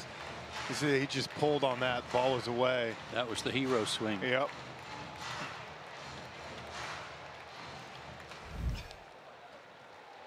A base runner is a rally. 1 ball, 2 strikes. Strike 3 called outside corner. 3rd strikeout for Miller. 17 up, 17 down. As Joe said, I think at this point I just want to see someone put the ball in play. Well, right. It's become a 3-outcome game. Walk, strikeout. The only thing missing, the home run. So here's Charlie, 1 for 4.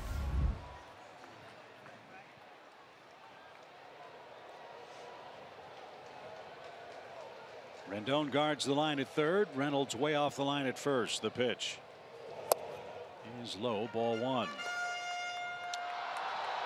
It's easier said than done, though, when you're out there and you're thinking, oh, if I hit one right here, it's over. Especially the way things have been going for the Braves. Yeah, it's tough to maintain that thought process.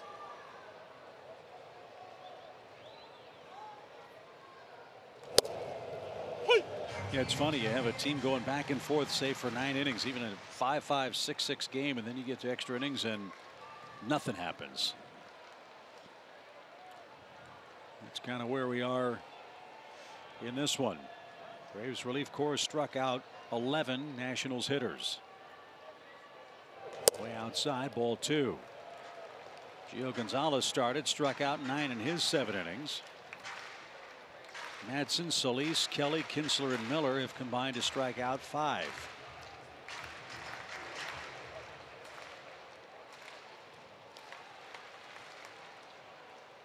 Two balls and a strike.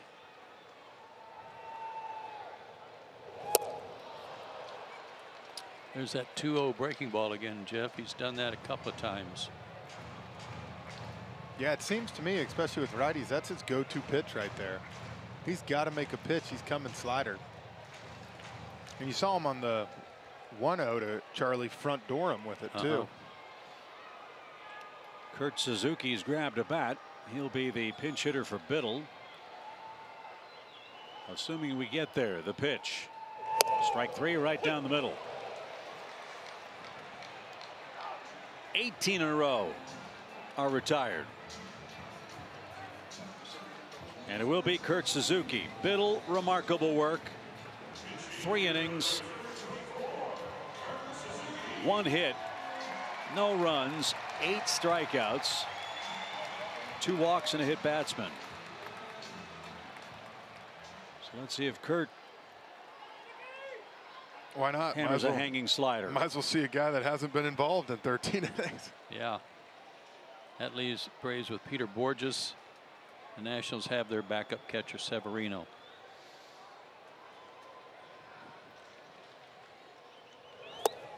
Ball 1. Culberson told me he can frame. He is the third emergency guy. He is.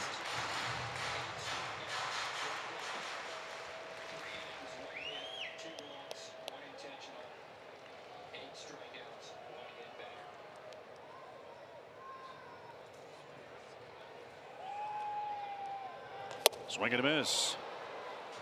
He went for it, didn't get it. So Miguel Sokolovic will be the next Atlanta pitcher. He's going to have Reynolds, the pitcher's spot, and then Taylor in the 14th, if we get there.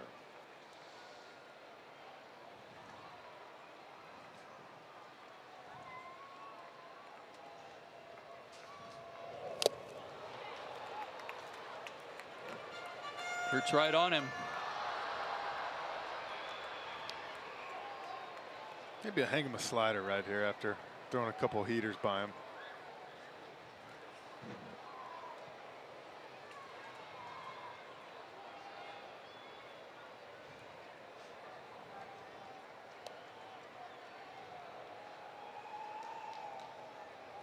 Fastball away, and Kurt chased it, and he is down on strikes. 19 consecutive Braves hitters have been befuddled by the Nationals, and we are off to the 14th.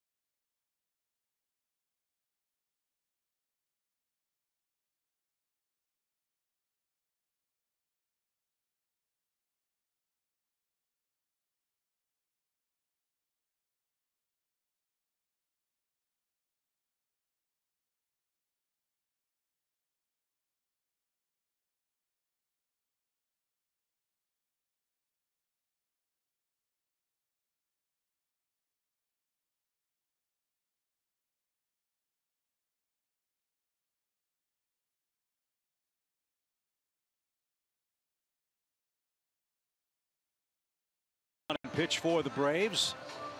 Great job by Jesse Biddle. 3 innings of 1 hit relief.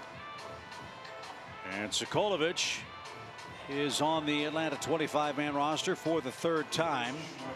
He's allowed 4 runs in 4 innings over 3 appearances.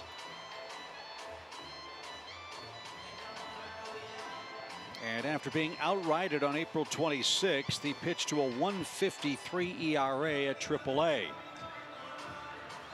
Former Cardinal, let's see if he can keep the Nationals off the board here in the 14th and give the Braves 9 1-2 hitters a crack at winning the game again.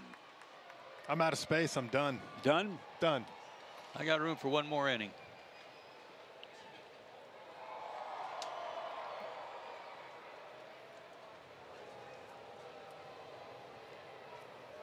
So here's Reynolds, 0 for 2 with a walk. Reynolds did not start the game for the Nationals.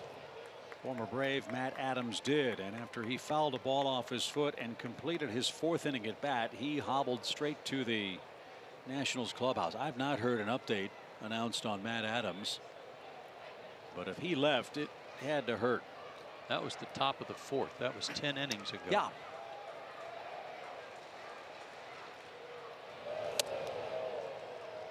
I wonder if Matt still has the foot on ice after. No, but he's got something else on ice. Yes, he does. Yeah. He's not the only one. 1 ball, 1 strike.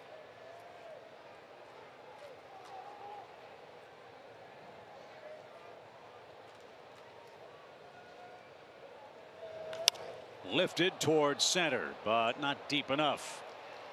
And Ender is under it. He's got it, 1 out. Something else that'll be very interesting, I think, with the final game of this series coming up tomorrow. What roster moves, if any, will be made by the Braves and the Nationals? I think if you're Atlanta, well, I never want to talk too soon because who knows? What if we go 18 innings? But right now, I don't really think you have to make a move. No, just give Jesse a day off. Absolutely. All the other guys are capable of coming back. Winkler hadn't pitched yet today, so he's had him and Biz at both. Here's Max Scherzer to pinch hit. As Joe mentioned, they have their backup catcher Severino left. And because they've used all their extra players, they can't afford to burn Severino in case something happens to Kieboom. Scherzer, good hitter, as we have seen. Oh, he's going to grind this AB out, I'll tell you that. 1 ball, no strikes. And he squibs one up the middle, and a base hit for Scherzer. Camargo couldn't get it, and Max Scherzer with a pinch hit single.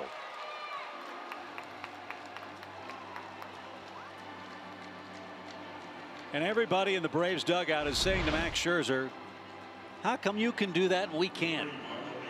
Because he got one up in his eyes, a hanger, that's why. Reminds me a lot of Robert Gesellman leading off an extra inning game and getting hit by a pitch and coming around to score. So here's Taylor. A homer and an 0 since. Strike 1. You're probably looking at the only guy that's worth $215 million that's going to pinch hit. And I promise you, if it's a ground ball, he'll take someone out too. He's not a pitcher right now. No. 0-1 pitch.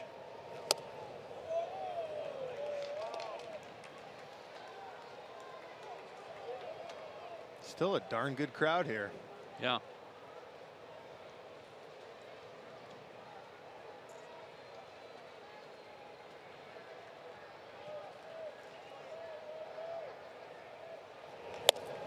Too high. Sokolovic has been around the block a while. Originally was a Boston Red Sox farmhand. Then went to the White Sox, Baltimore, the Cubs, Hiroshima, the Mets, the Cardinals, and now the Braves. And Taylor just popped one up. Ender is there, and he's got it. Oh, Taylor was beside himself, got a pitch to hit, and like we've seen with the Braves, couldn't cash it in. Thank you much. 2 outs. He got a hanging changeup right there. Probably a lot like Scherzer got.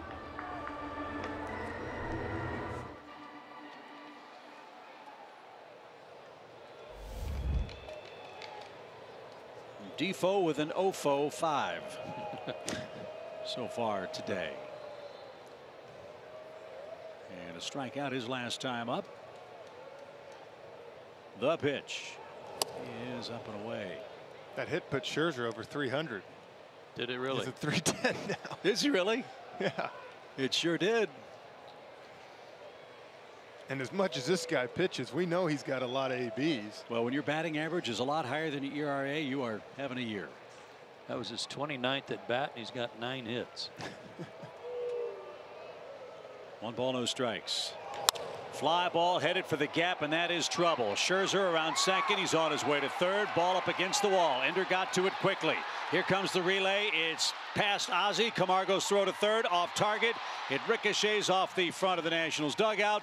Max Scherzer scores from first on a Defoe triple, and the Nationals finally break through. The most unlikely hitter in the ballpark was the Nationals starting pitcher in reserve, Max Scherzer, and he barrels around to make it a 4-3 game.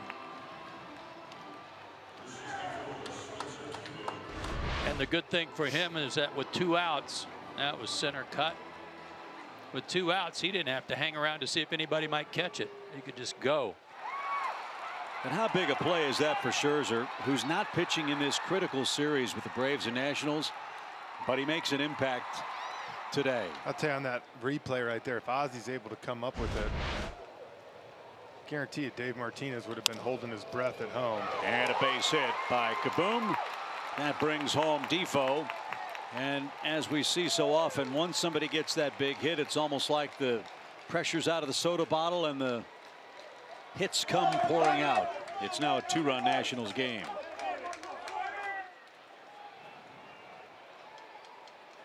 So how about Kaboom back here in Atlanta? Walton High School, a big insurance run scoring hit.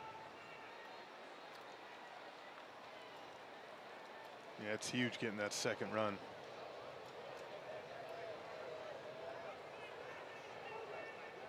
So Brian Goodwin, the batter, and up and away. Atlanta in the bottom of this 14th will have Flaherty, Inciarte, and Albies. And now you've got to figure Doolittle's in play after Max Scherzer with a base hit with 1 out got this rally started. The other thing you worry about when a pitcher does pinch hit and gets on is running and the fear of pulling a muscle. Was he stretched out? Had he run up and down the tunnel or something to loosen up? He had to score from first. Oh, and he was going all the way. And I'm telling you, if he fielded that relay, it would have been bang bang at home plate. Which would have been a Nationals nightmare on a potential collision with Scherzer. But it got away from Ozzy and no chance as Goodwin now ahead 3-0.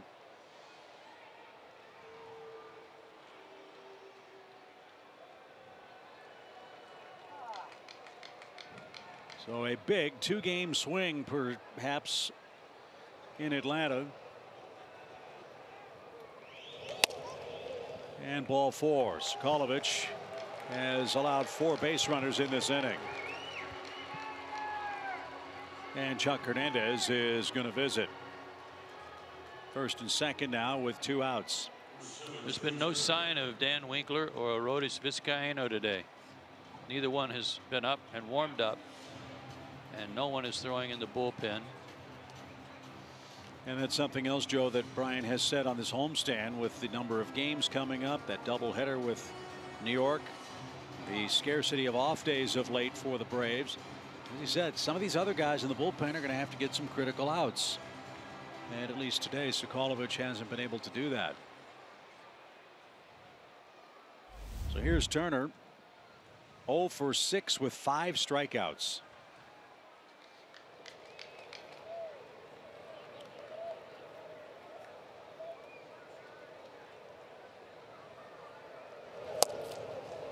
If you're Trey Turner right now, this can either make or break your day right here.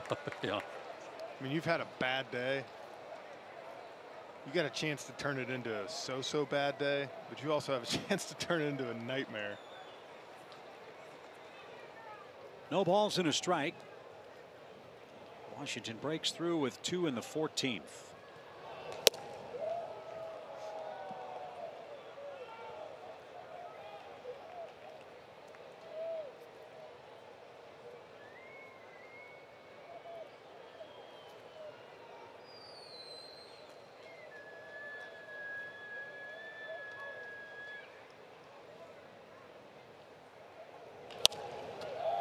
And he's a strike away from sending the Braves back to the plate.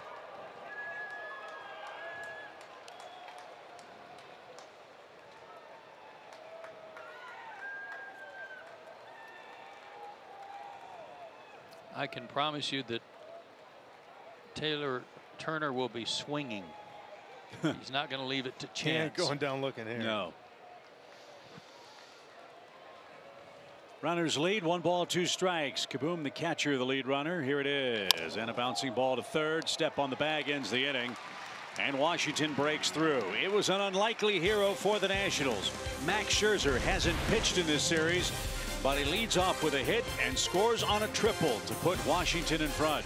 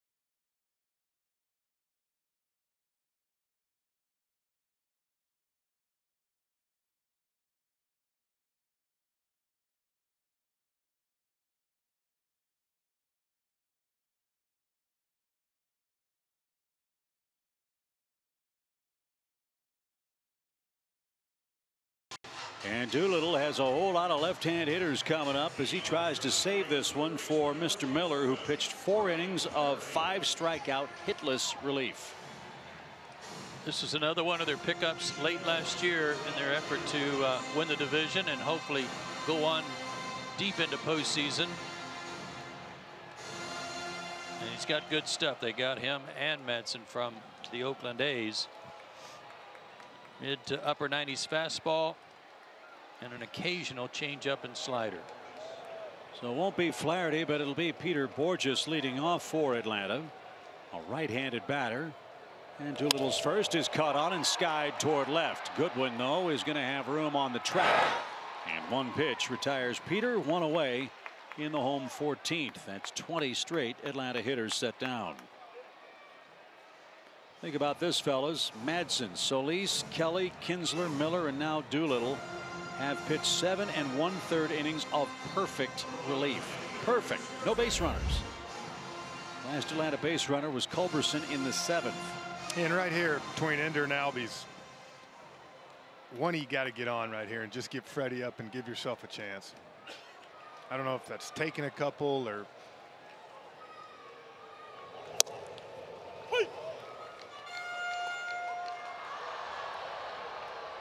Ender didn't think much of that called strike. Lefties have been a mystery for Ender this year. He was 0 for 3 against Gio Gonzalez, and then punted that one foul and tried to get out of the way. That's really a surprising number for the Braves leadoff man, who hit lefties at a 290+ clip last year. Ender this year, 13 hits in 36 at bats.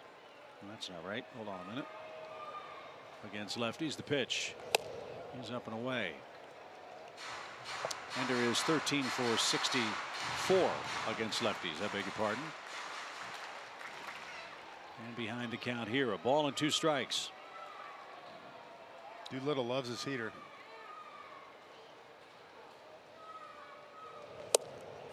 Thought he had him struck out, turns his back to the plate after he didn't get the call. 2-2.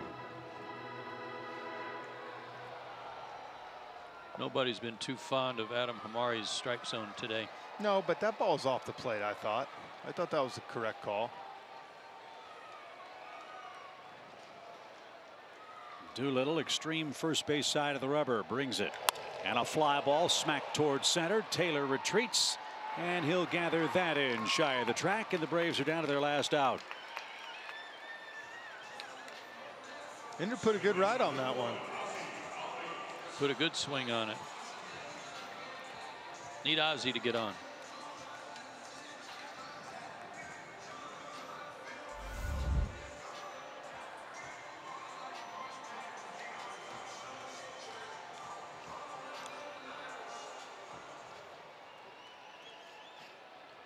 Ender 0 for 6, Ozzie 0 for 5.